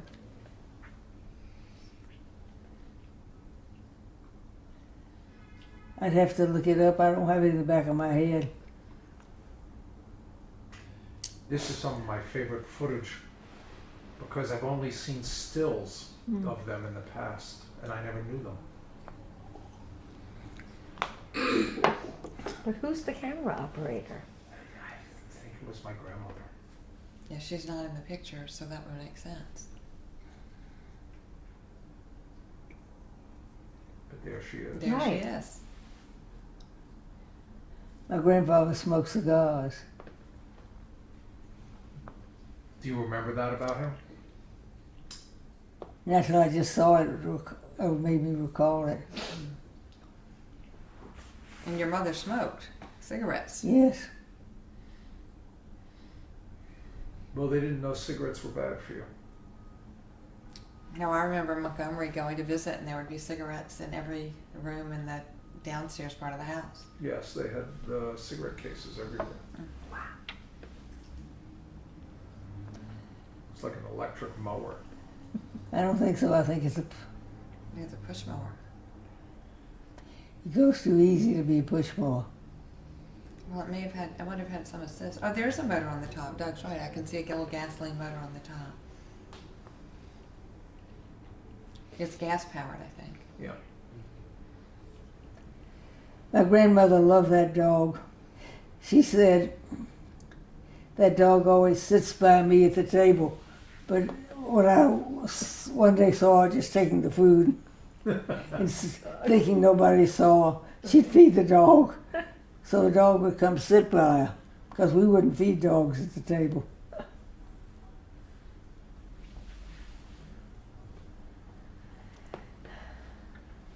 So back to the lake house. If I remember, I would think the lake house would have been built in the 50s 17. Okay. because I remember fishing as a little child there. Doug, I remember being there with you when we were little. So you want me to, 100%. Let me make sure that's 17. Okay. Does that make sense, Mom? Could it have been built in the 50s? Yes, you don't want me to cross out 16? What's Just that? a minute. No, you can just leave it. It was after we married because Julian would go over. Where are you? There you are. What is that? Looks like somebody's hairy chest. I don't think this one has anything on, but Yeah, I don't Oh. think it does either. What's remarkable about this is if you saw the condition of the film before was shipped out to Canada, you'd be so surprised that you got anything at all off of it. Wow, so this is the condition of a lot of the film. It looks like the film had just deteriorated. Yeah, I think Doug's right. I don't think there's anything here. this one I don't think has anything. If it does, you can't really see it very well. It looks like an incredible. Oh, Oh, there we there's go. something. Can't see it. Oh, look. It's my fault. That's like a stand.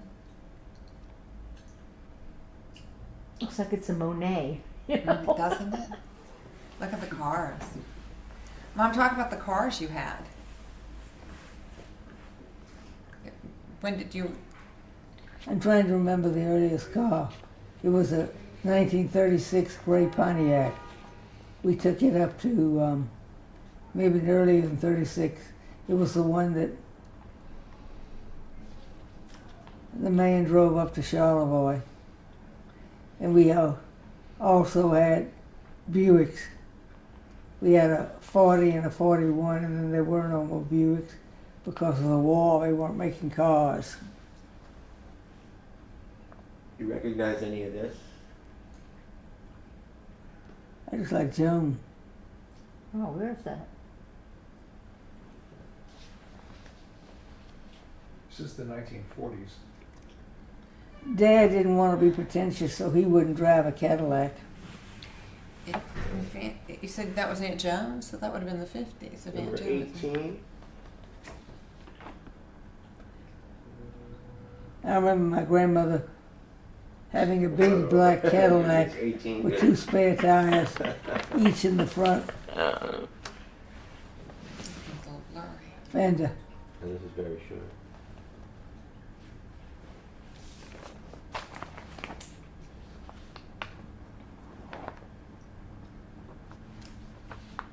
Who's the gentleman in uniform? I didn't notice. Well, this is very short.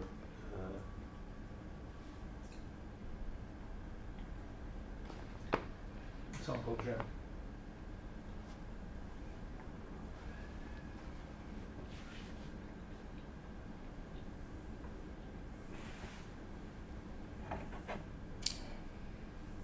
I think there's more. Mother was real good about keeping up with the air people, cadets that came to the house, even the British ones. One of them wasn't killed in combat, he was killed in a training crash in England. And his mother kept up with his mother. Or his mother kept up with my mother because she was so grateful. So was it typical that families in Montgomery during the war would have servicemen over for dinner? Is that how it would work? I don't know about the other folks, we did.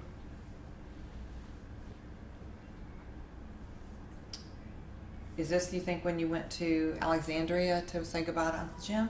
It could be.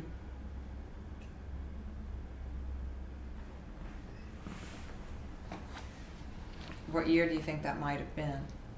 I think it's about 43.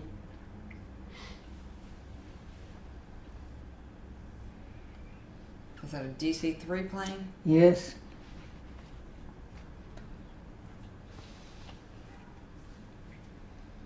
Those were the modern planes of the day, I guess.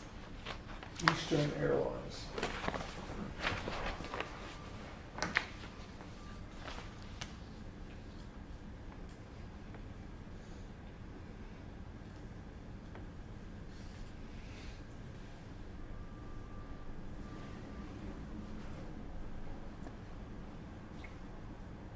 Where was he flying when he left? I have no idea. Maybe back to South Louisiana.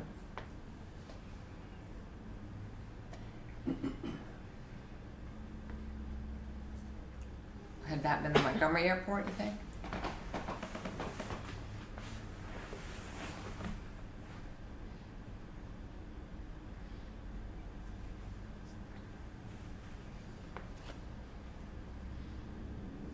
When did your parents move into their house? 1928. So where had they been when Uncle Jim and Aunt Ida were born? They lived in a little duplex down on Perry Street. Can you tell us anything about the fountain? Dad said it belonged to a man who was Mayor of Montgomery. And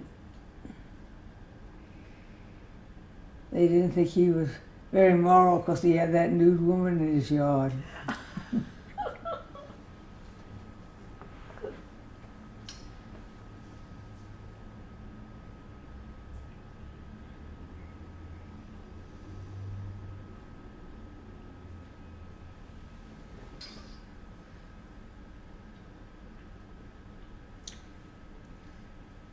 Did you always have dogs growing up? Oh, yes. What kind of dogs did you have? The first one I remember was a wire-haired terrier. Uncle Lionel's family had wire terriers too. I don't know who bred the wire terriers or where they got them. Number 19. A little farther. There you go. Got it.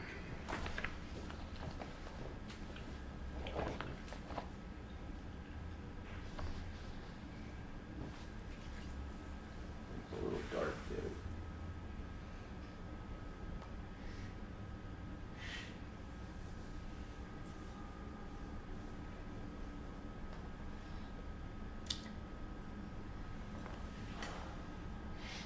What do you think that is? I don't recall.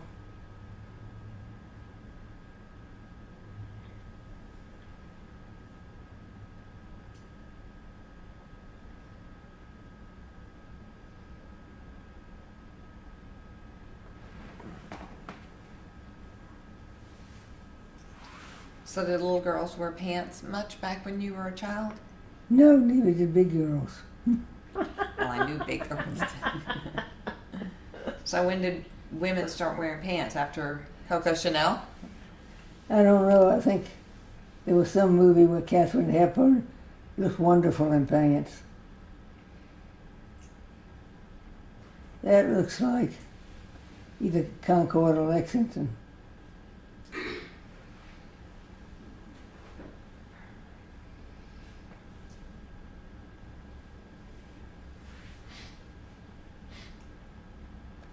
Now, of course, I remember it from this time, but I've seen pictures of it.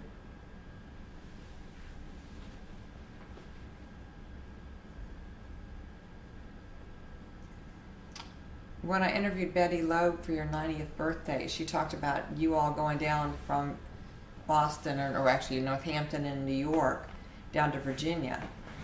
Oh, yes. Those were long trips for a weekend. How long would you go for? This is for dating, for meeting boys for dances, is that right? Yes. It's the first time I flew. Now, where was this taken? Do you have any idea? I don't know. Looks like marshes. Looks like a swamp, right? Yeah. I wonder if it's outside of New Orleans.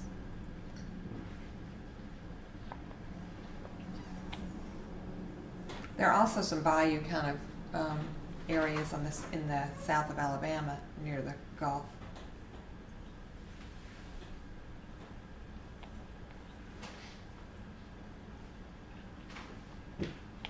I Hi. think this Hello.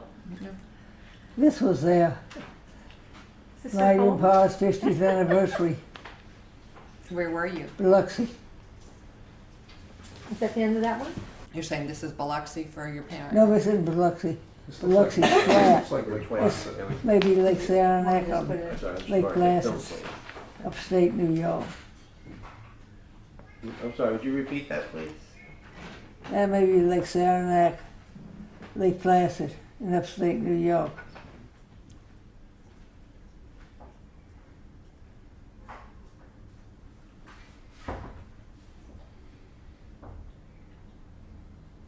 Is that you and Aunt Ida? I think so. I don't know what we're bailing out.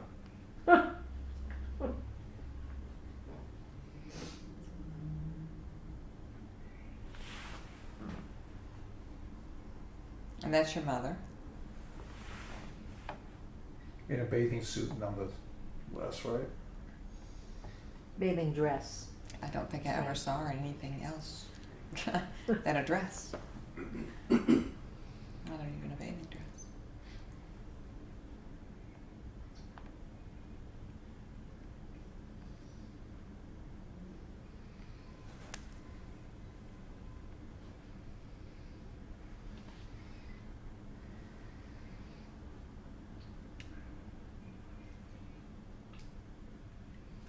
And that's your grandmother, Maida. Yes.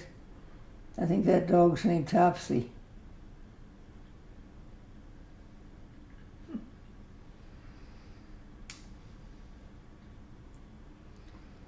Oh, Maida dancing. Do you know where this would have been? That's right in the front door of Oh, that's your house. my house. I see.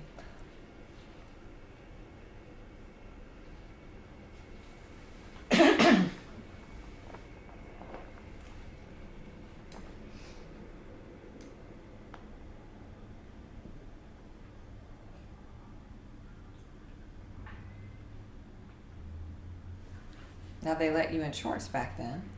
Yes, I did.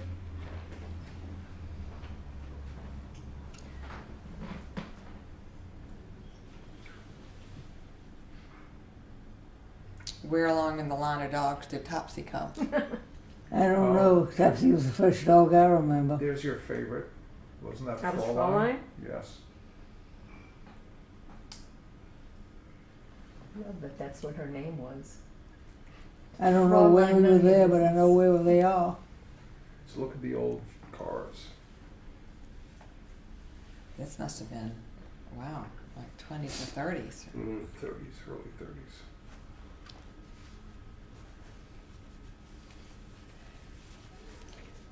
Was Fraulein at the house when you were born? I don't remember.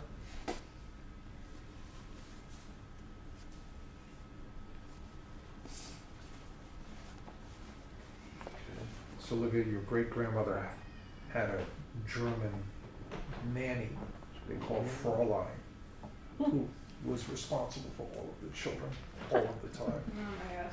Yeah, you might Who see would her this in be? this film. Was that Uh, Pop yeah. with whom? Well, Mom and Pa. I don't know who it is.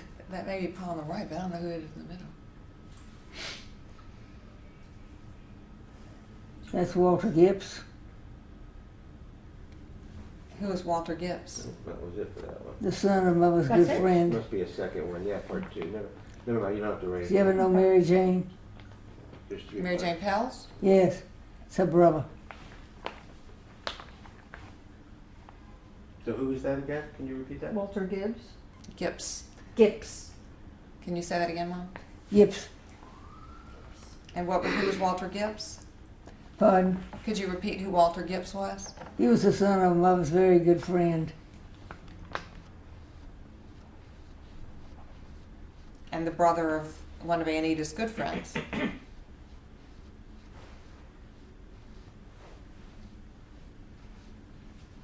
So what house is this? I think it's a hotel. We're at part three to this. What do you think it is, Doug? It's some kind of hotel, I think. I mean, it could be a house, but. Oh, I think this is my mother's graduation.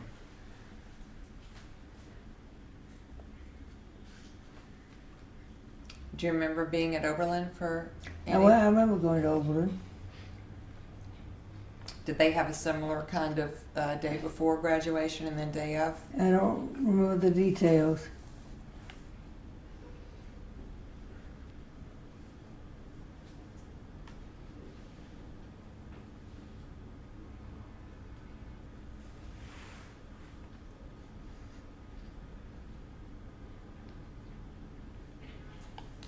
Did your mom have a southern accent too? But yeah, they all had southern accents. I don't think it was particularly pronounced. It's a lilt. It's a little lilt. If you listen carefully, I mean, Ellen has a southern accent Yeah. also, but it's. Does anyone ever notice your accent? A lot of people say they don't at all, and then people say, where in the South are you from? So it just depends on their ear.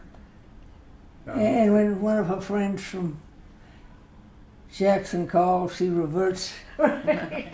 I know we all Slips do right that. Is this A&E's graduation again? Yes.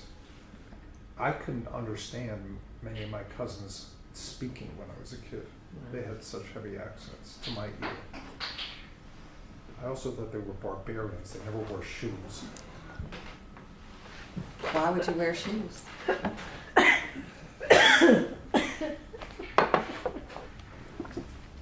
I still prefer to go barefoot whenever I can. When John was little, he always took his shoes off, especially in the middle of the winter. And the only thing I could do was say, John, put your shoes on, you'll get sick. But he never got sick. Right now they would say, don't put them on because you build up your immunity. When you went to 22? Montgomery one year when we were going somewhere, it was cold, and Mother enrolled you in a kindergarten down the street.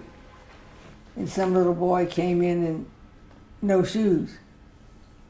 And I said, oh, that poor child. He can't afford shoes. And I said, all of a sudden, this is a private kindergarten. That doesn't make sense. Mm. So I asked some of the cousins about this kid at kindergarten with no shoes on. And they said, oh, that's one of Dr. Parker's patients. He believes if they don't wear shoes, they don't get sick as much. Mom, do you know where this would have been taken?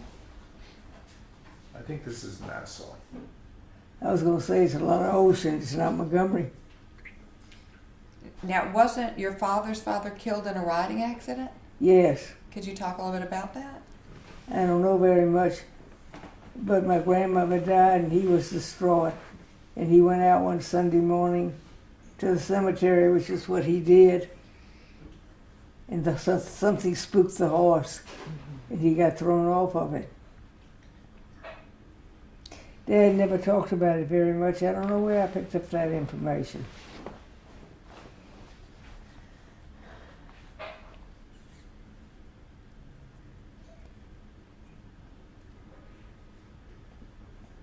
Were you on this trip to Nassau?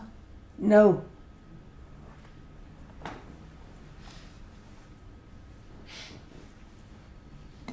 You might ask how I know this was Nassau. How do you know that was Nassau, Doug? The Yeah. box was labeled. Oh my goodness, where would this be? It's the same trip. The same trip, wow. Where? Nassau. Yeah, I don't say many what year. people in this one. No.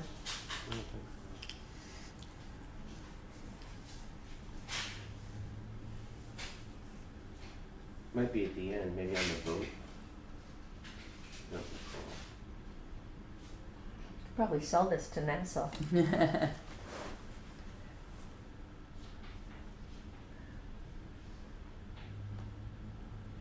for coins, maybe.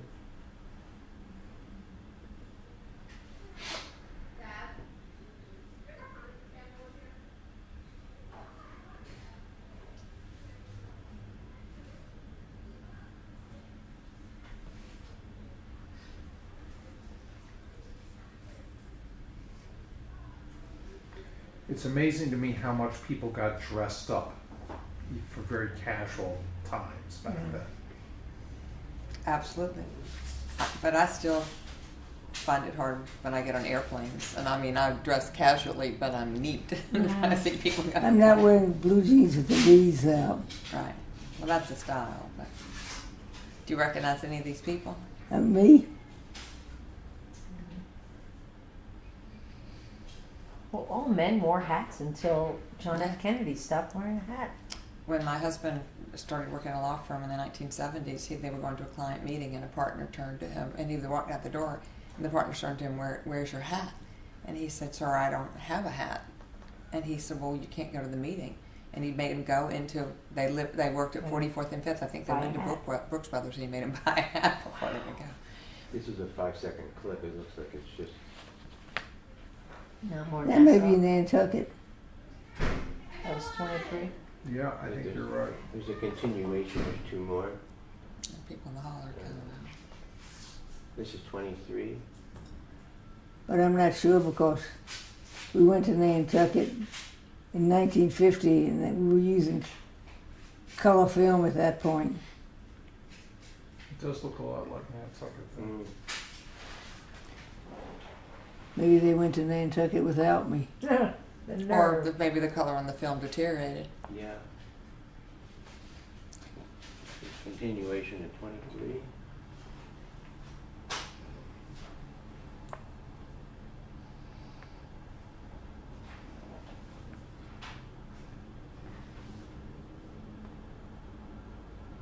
There are two dogs there. Do you know the second dog? I see That Topsy. may have been Topsy. There, Topsy looks like that dog, right? Dog terrier? He was a white terrier. Right. Well,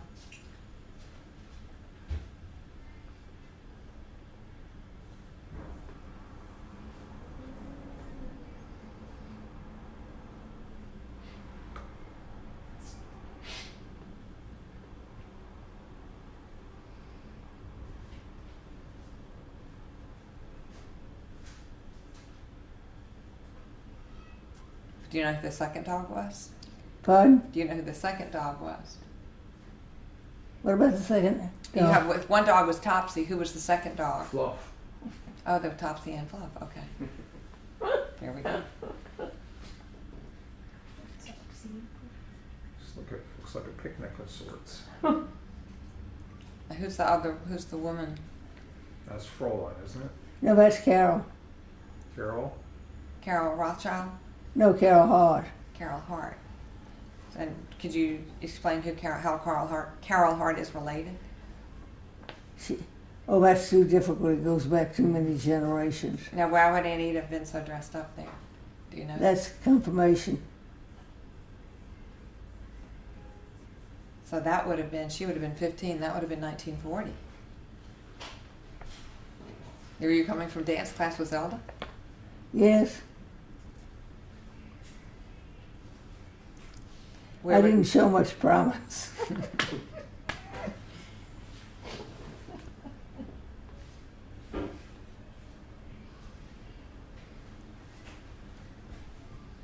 Is that you? I think that's me. Where was the dance school?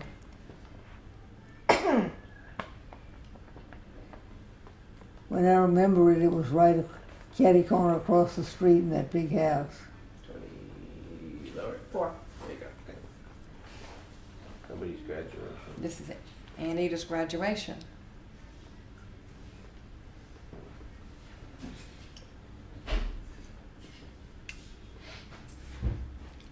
Where was this?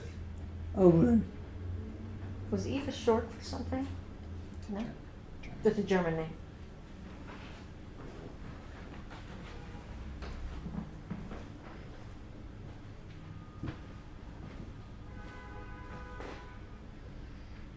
So, were there many co-ed colleges back then? Many what? Co-ed colleges? Oberlin co-ed, right? Yep. Yeah, oh, it was the first. I don't remember it being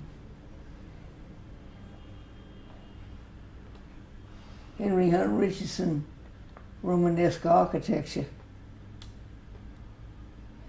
I thought he did most of his work at Tulane. I never knew that my mother won some piano contest. Oh, she was quite young. And she loved being the center of attention and never recovered from it.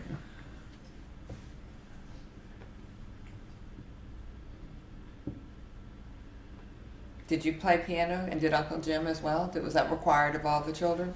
Well, I have a funny story about that. Ida played piano well, as you can imagine.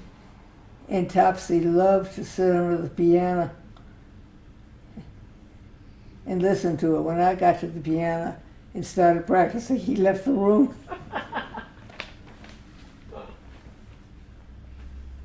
Even a dog had a discerning ear. So my mother taught piano at the Diller Quayle School Oh. after she graduated. And I don't ever remember hearing my mother play the piano, ever. and I don't think she told me that she was such a perfectionist with it that her explanation anyways is that if she couldn't play a piece perfectly, she didn't want to play it. And since she didn't have the time to practice, she decided she wasn't going to play at all. So I never heard her play. She made me take lessons for years. I was terrible. I Wow. never felt she had the passion for music. I don't think so. Mom, do you know where this is with Lady Smoking? No, Overlook. I'm more of a Still, yeah. That's funny you say that though, that you don't think she had the passion for the music. Why do you think she did it? I don't know if she went to symphonies. I never heard her say, I went to a wonderful symphony. I think she liked the Oh, symphonies. She liked it, but she didn't get all excited about it. What did she get excited about? Well, she didn't like anything after the turn of the 19th into the 20th century.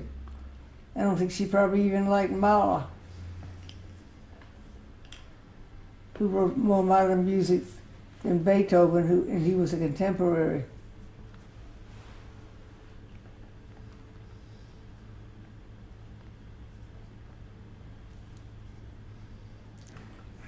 You were very good at sticking your tongue out.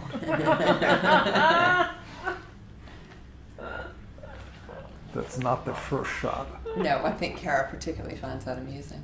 All right, number 25. 25, lower a little bit. I don't know what it is, but it looks like the Washington Monument. Yeah, I think it is the Washington Monument. With a tornado around it. There was a trip you made to Washington. I don't know. Were you on this trip? I don't remember going to Washington. Yeah. These are the Vincent van Gogh versions. Well, if you saw the film, the condition was in, you remarkable. wouldn't Yeah. imagine that they could get anything to play. So great. I mean, it all looked like it would just disintegrate in your hands. How did you find the company, the restoration company? Well, Holly knows John. They're in South Norwalk, and we're in Westport and Weston, and so they're. Right. I think they have a monopoly on our local market. Well, we may find films in my parents' house, John. You may get, I think they'll be in better shape. Hopefully, yeah, hopefully. It won't be quite as old. This is a continuation.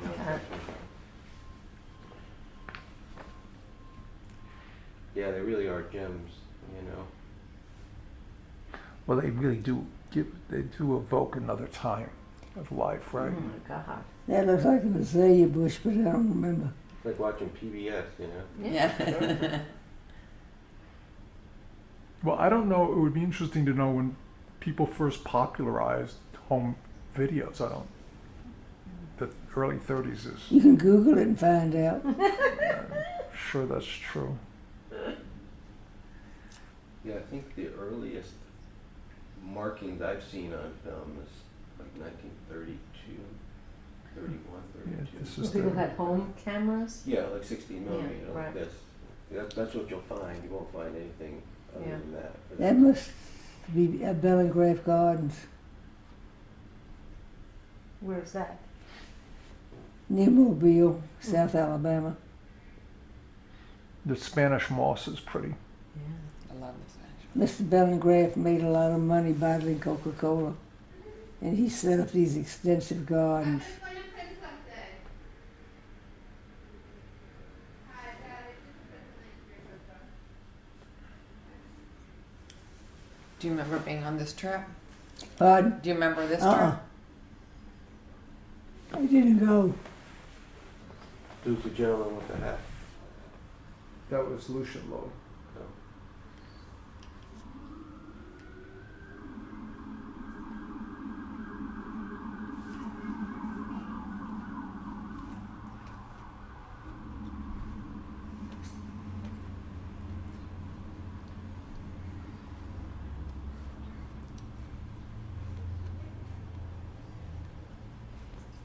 Those gardens still there?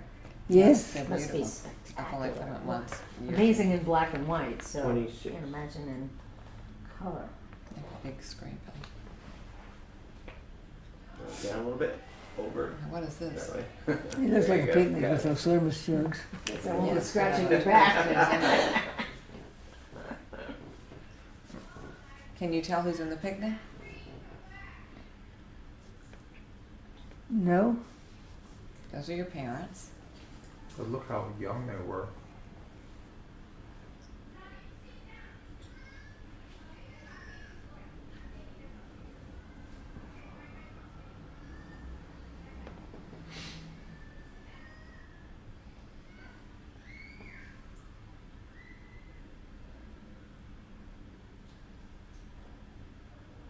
The milk bottles, Yeah. right? So, But they had thermos bottles back then, Mhm. right? yeah. It was interesting.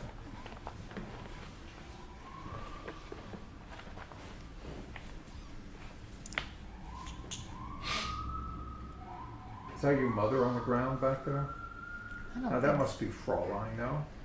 I didn't see. They're right there. I think that was wrong. A woman in white. Yeah. I can go back. Can you maybe start that one over, John? For a second. What the Right heck? there. That woman.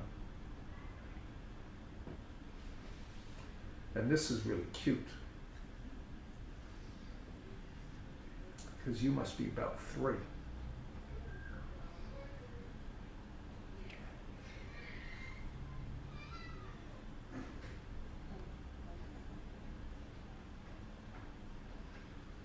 That was in the backyard.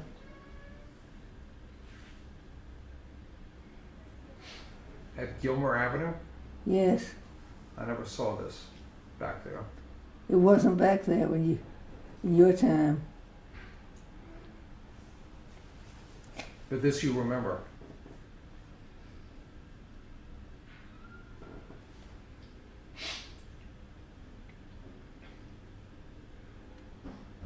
Was that your mother? I don't know who this little girl is. Oh, really? Is Kind of. Maybe me. probably, right? I have to run my glasses to see. John, if you run it back a second, I can look. Sure. Let's see if that looks like Mom. I remember doing that. That could be you. Yeah, that's you. Cute, right? Yeah. Love the hat. I was just great. It's got to be 85 years ago, 86 years ago. That's a long time ago. This is part 2 of 26, so the continuation.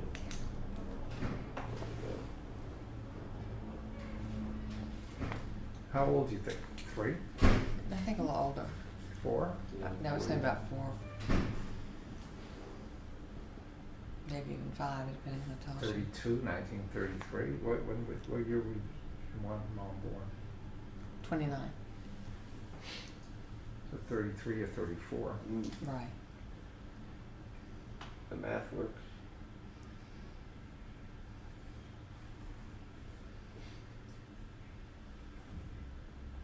The simple pleasures of a playground. Yes. And I was adventuresome enough to want to climb on all of it.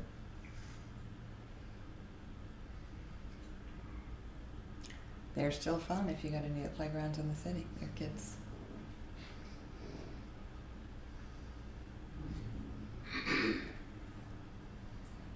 People always ask, what do I do with kids in a house with a staircase?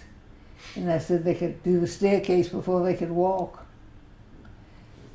When they came down, they'd push and hit every step with their stomachs. 27. So this is what you think is Mom, Yeah. Pond Mighty's Yeah. 50th Yeah. anniversary. I kind of think so. Can you give a little narrative for this? I remember going crabbing, Where would this have been? Biloxi. What do you remember? What month or year they were married? I kind of think it was springtime.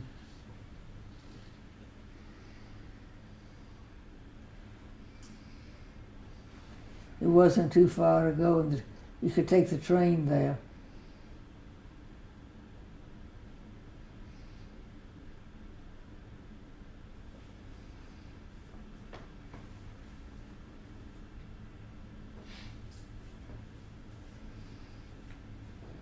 So what kind of activities did you do when you were down there?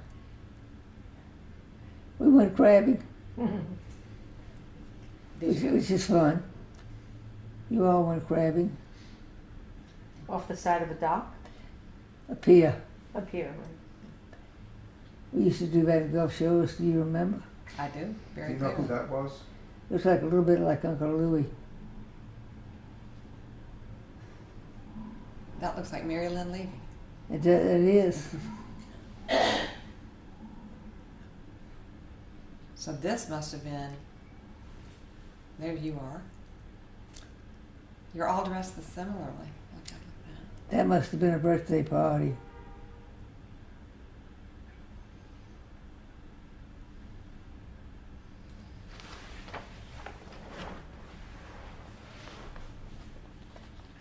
No, it was an Easter egg hunt. Well, I think this is a different time because you're dressed more warmly.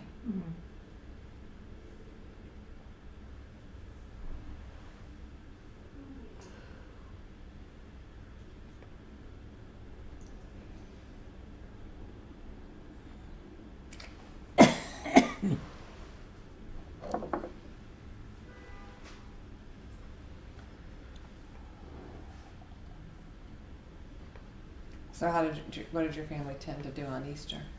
Pardon? What did your family tend to do on Easter? Now who was that with Anita? That's My not, mother.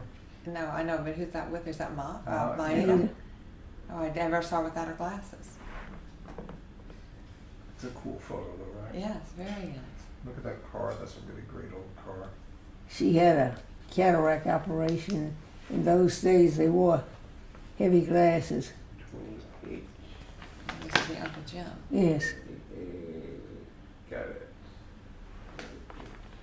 Mother needed to have a cataract Mama. operation, but she wouldn't wear those heavy glasses, so she didn't have one.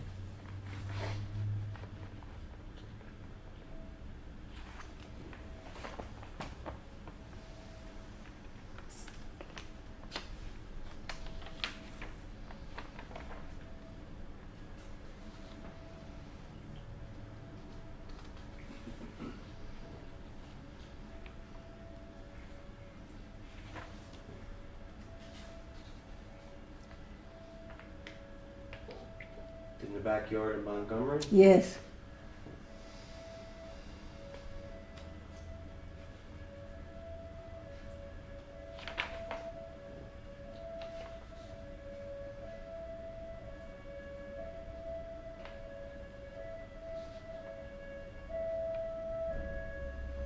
Did you do a lot of dance performances? You look like you're in tap shoes. I think they had one every year.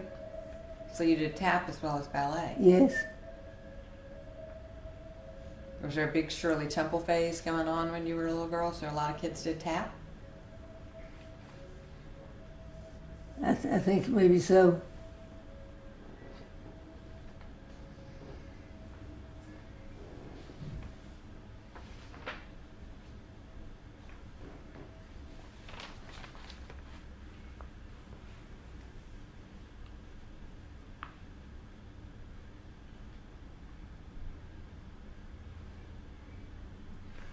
This might have been one of your summer visits somewhere.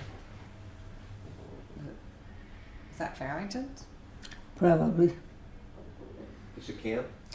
Farrington's was a place where mostly Jewish families would go in Maine to escape the cities in the summer, and it would Like draw the Catskills. Yes. Right. No, But, it wasn't the Catskills. no, I know, but it was like the It's- Catskills Right. in that But- you would go for the whole summer, and then a lot of times the father would come on the weekends if possible. Right. And to Farrington's, because it was Maine, drew a lot of Boston people. Got it. Yeah. And some from other places, some from New York. My grandparents from Alabama. Providence. Have you guys been watching The Marvelous Mrs. Maisel? Yes. Did you see the one where they were Hysterical. so funny? I love the Yeah. I'm being hired to play Susie in like at a corporate meeting to go around and torture people Oh, how and fun. yell at them. I can't wait. Who are some of these people, do you I know? don't know.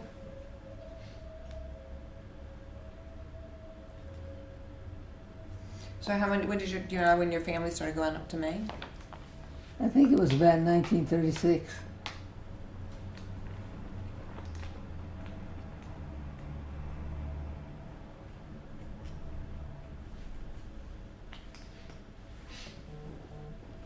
But wasn't it unusual for people in Alabama to be going so far north, or it was just that your family knew someone that I think it was the went latter. there? Yeah. Did you know other people from Alabama when you were up there? No. Well, my grandmother went to Wellesley to college Right. from Alabama, so she Right, knew so she she knew had a her lot of Boston. Northerners, Yeah, she had her right. Boston orientation. from Got there. it. Number 29, this is, I think this might be mostly just kind of, let's pull it down a little bit.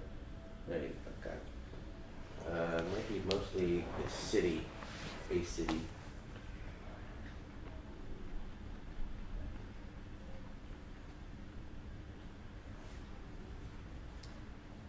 Look familiar? Trying to think if that could be Quebec with Chateau Frontenac up on a Hmm. island. I don't know Ah. that. But I don't know. You might be right. Well, That's Quebec okay. didn't have a mountain like that then. No, no, Mm. right, it's flat, flat. Sort of. Mom, does that ring any bells? I didn't go with them.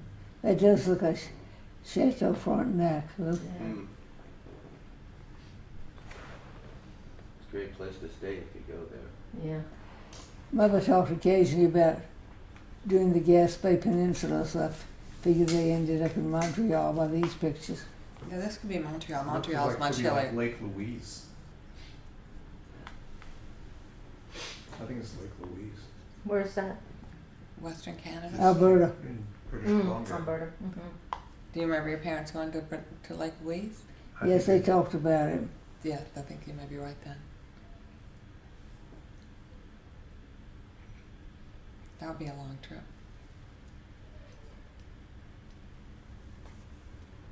Who cooked the food for your family? Oh, they always had a cook, and there were several of them. Mm-hmm. And was there a demand for a certain kind of food, or just was it Southern or was it German? Mostly or? Southern. This is mostly Southern.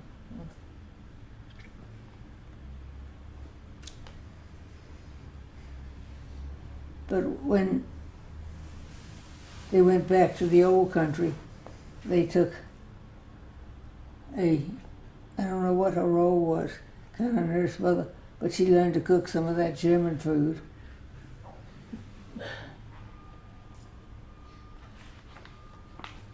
Did your mother speak German? She studied it, and they spoke it when the kids were around, so they didn't know what they were talking about.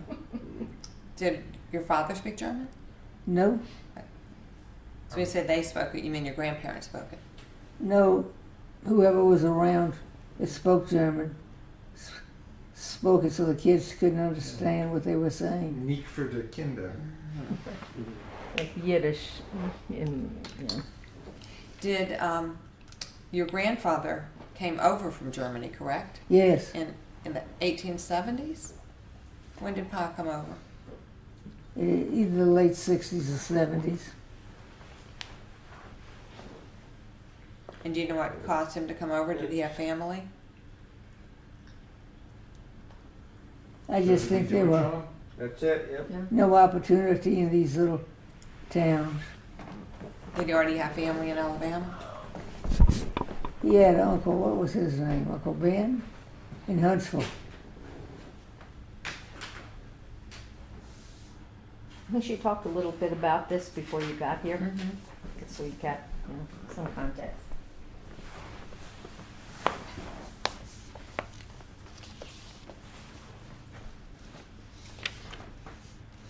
Did you think that the differences between the North and the South diminished during your lifetime?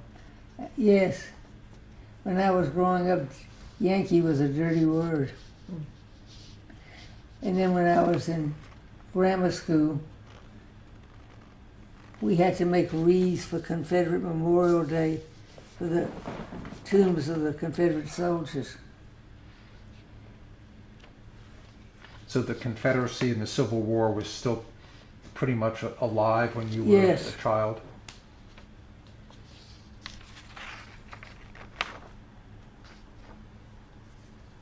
Did you know Jacques Loeb at all? No, he died in 1912. 1912. Do you know anything about his family? Well, they were from a little town near Strasbourg called Is it Reichshofen? Reichshofen. Right. And Julian and I went on a Smithsonian trip to Alsace and Lorraine, and we went to Reichshofen. And the good thing was that my first cousin, Jack Loeb, son Jack Jr., married a woman who was trilingual, and they went to Reichshofen, to the city hall, and went through the record books. So when we got to Reichshofen, we went to the city hall, and they were so nice to us. They gave us an employee who was fluent in English to take us around. And she got the key to the synagogue there. Some elderly lady had the key, and it was still there, in good shape, except I noticed there were some pock marks on the front, Like, and I didn't know if those pock marks came from World War I, World War II, or just nuisance. Can I pause you right there for a second? If you're going to ask the questions, can you rotate with her so that she's looking more towards the camera because she's trying to look back at you? okay. Want to switch? Unless, Yeah. unless I'm Sure. going to pull your seat over a little bit farther.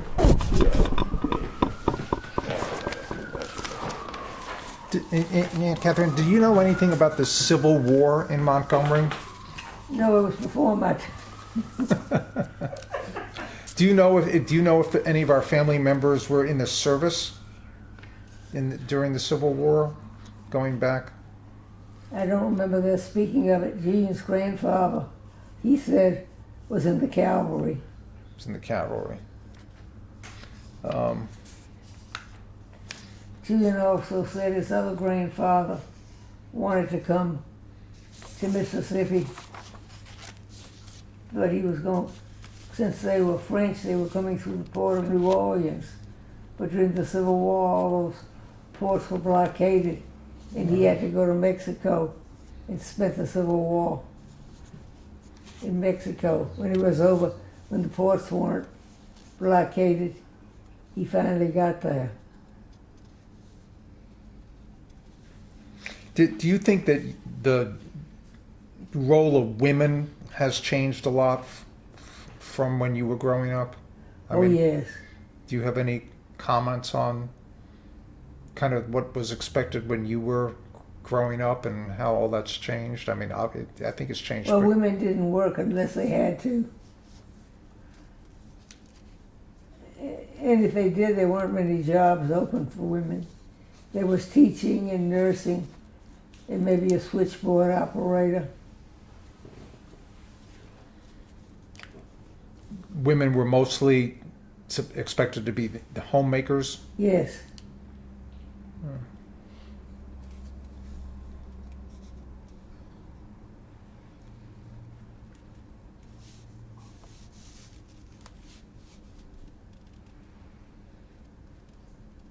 Do you remember you had an Uncle Hubert Loeb who died at age 3?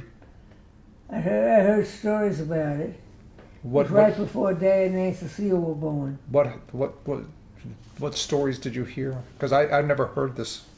I didn't hear much else, that there was a child, and children died very frequently there then. of things like whooping cough and scarlet fever, most of which has been wiped out. Right. Can you tell me a little bit about your Aunt Cecile?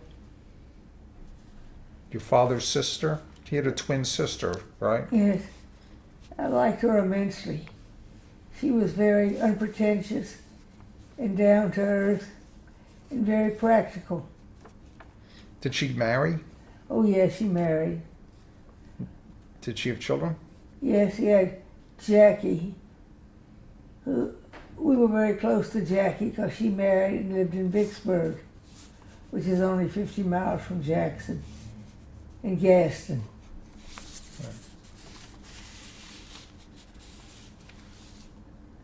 Her husband was a pediatrician, and he'd studied in Vienna, I believe, which people did in those days. When you were growing up, did did your parents have a lot of staff in the house? Mother did, What not everybody else.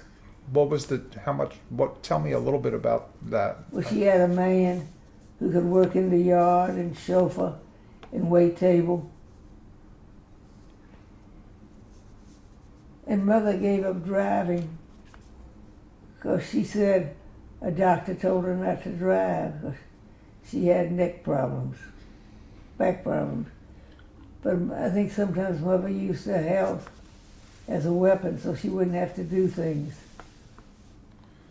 So she had a chauffeur. And Maida had a chauffeur who drove her around in a great big Packard. And that model had those great big spare tires on either fender in the front. Sounds pretty fancy. Well, she wanted to be fancy. And I think, didn't Uncle Jim take you to see Driving Miss Daisy? Well, I saw Driving Miss Daisy, but I never saw it with Uncle Jim. Oh, I saw it with Uncle Jim. and It reminded me a lot of my family. Driving Miss Daisy was a movie about a family. Were they in the cotton business, the family also? I They were a don't know. Jewish family, but I mean, it was very similar, kind of. that's what I said. I didn't know why this movie probably had so much appeal because it reminded me so much of my grandmother. And I mentioned that to a person I knew slightly in Jackson who'd grown up in the Midwest, and she said, I feel the same way about Garrison Keillor.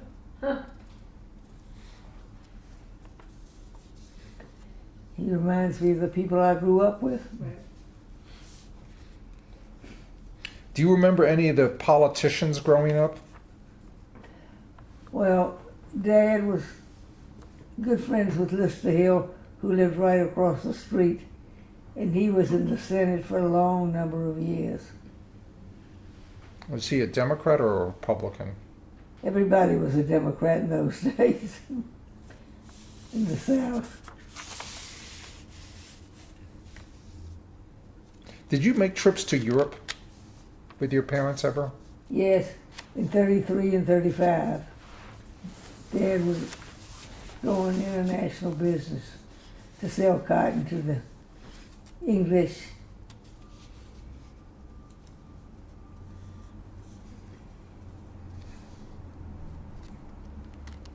Of course, the English wanted American cotton for their mills Right. and their clothing. Do you remember when air conditioning came into the South? Well, when I got married, I told Mother I wanted an air conditioning unit in my bedroom because I needed something cool to dress in. And I don't remember when they got central air conditioning.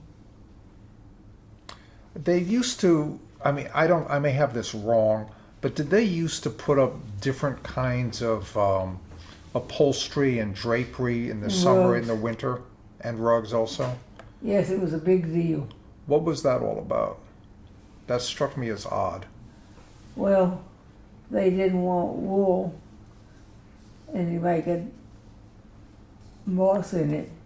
So they rolled up and put camphor in all the wool things. And I remember one day I came down to lunch and they had wool upholstery in the dining room, and I had on shorts. And there was upholstery over it, but I had this terrible burning sensation from the camphor. So this was this latest when I was in college.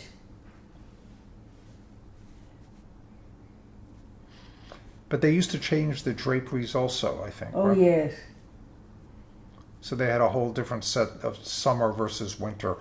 But you think that was more because of the bugs? I don't know, I think people just did that. They take up the wool rugs and put down sisal rugs Right, that's so interesting. and heavy draperies, and they'd put up light ones. Now, when I used to visit Montgomery as a child, and I was there a lot, I seem to recall that they wanted me to use the back staircase and not the main staircase. That was true. They were scared you might have dirty hands and mess up the walls. You think it was directed at me, or was it true for all the grandchildren? Yes. All the grandchildren. Yeah, that's what I thought. I did think that was rather strange. Children were second-class citizens. Do you remember when television started? Well, television started up here when I was still working. So you were really an adult when television came into Oh, being. yes, Yeah. Because one of the people I was working for would come to work and tell us about all the hilarious television shows. Did you, before television, did you used to listen to radio shows? Yes. On Sunday night, Jack Benny and Edgar Bergen. And that was a form of entertainment. Yes. Yeah.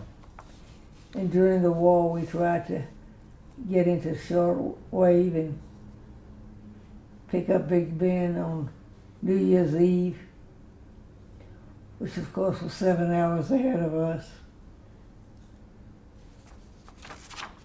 Did you listen to music in the house at all? Did they have Victrola or any? Yes. We had one in the attic, the kind that you go and wind up manually. And Mother had one in that upstairs living room. Did you think there was a generational divide between your generation and your parents? Or was it similar? No, I think, well, my parents was not a bit laid back about anything. And they wanted all this extra staff. I told Joan I think Mother would have loved Downton Abbey with all that staff and a butler who took care of it. She liked all things English. The house was English style, and she'd go to England and dress us in English clothes.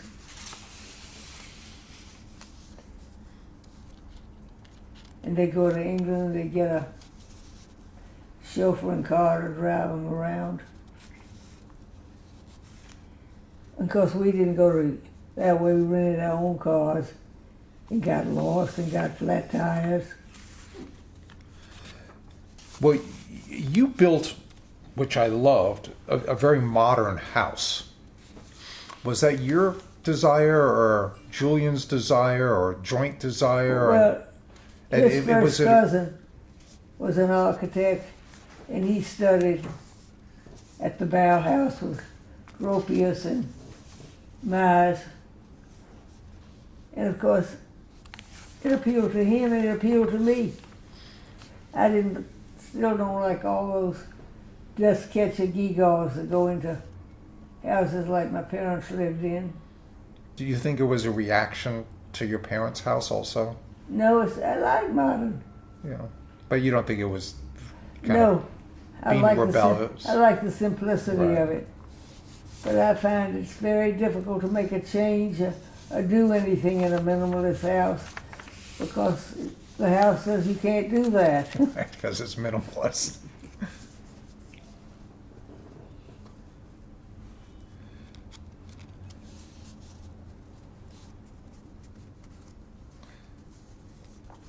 Did you celebrate Hanukkah and the Jewish holidays growing up?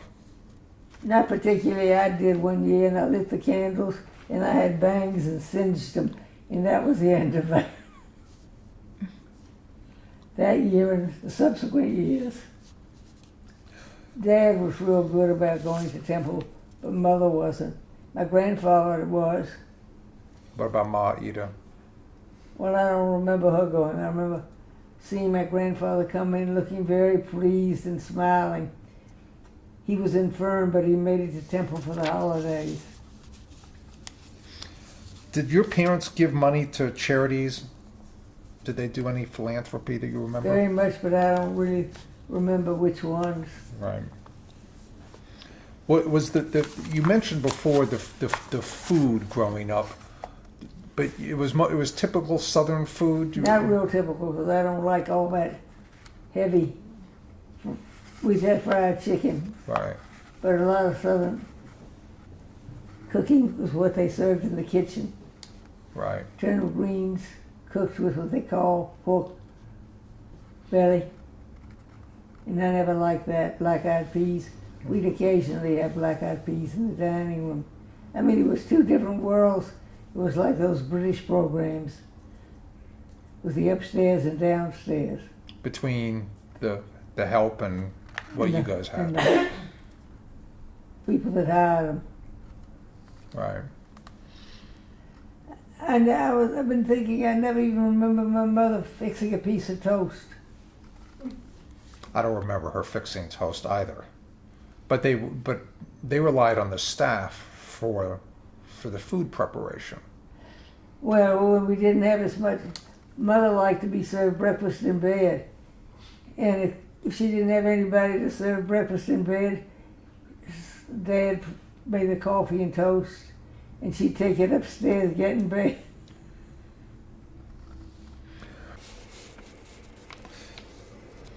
Is there anything else that we didn't talk about that we should talk about?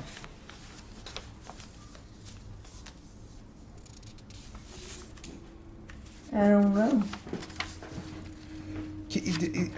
Selena Wheel Loeb, who was she? She was Selena. married to Jacques. She was married to Jacques. Did you know her? Oh no, she died. She died. In something.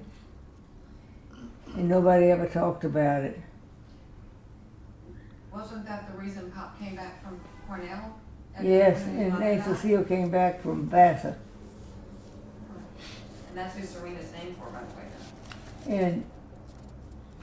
But they got it mixed up. It's Selena, not Serena. No, they just like I'm Ellen. She's for Helen. She's Serena for Selena. It went mixed up. That's very interesting. I did not know that.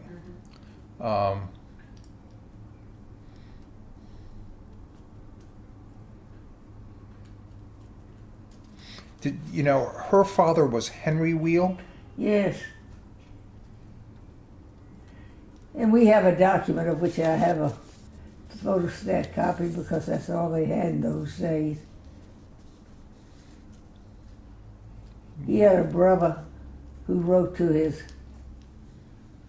well, the document says that he was reinstated as a citizen of the United States because if Alabama seceded, he was no longer a U.S. citizen. So they had to pardon all those people and give them American citizenship. But what was I going to say about him? Oh, the letter that his brother wrote saying that he was joining the Confederate Army because the South had been good for him. And he thought that his brother Henry was playing his cards very close to his chest. He suspected he was an anti-secessionist. He was saying this about Henry. Henry. And Henry was Selena's brother.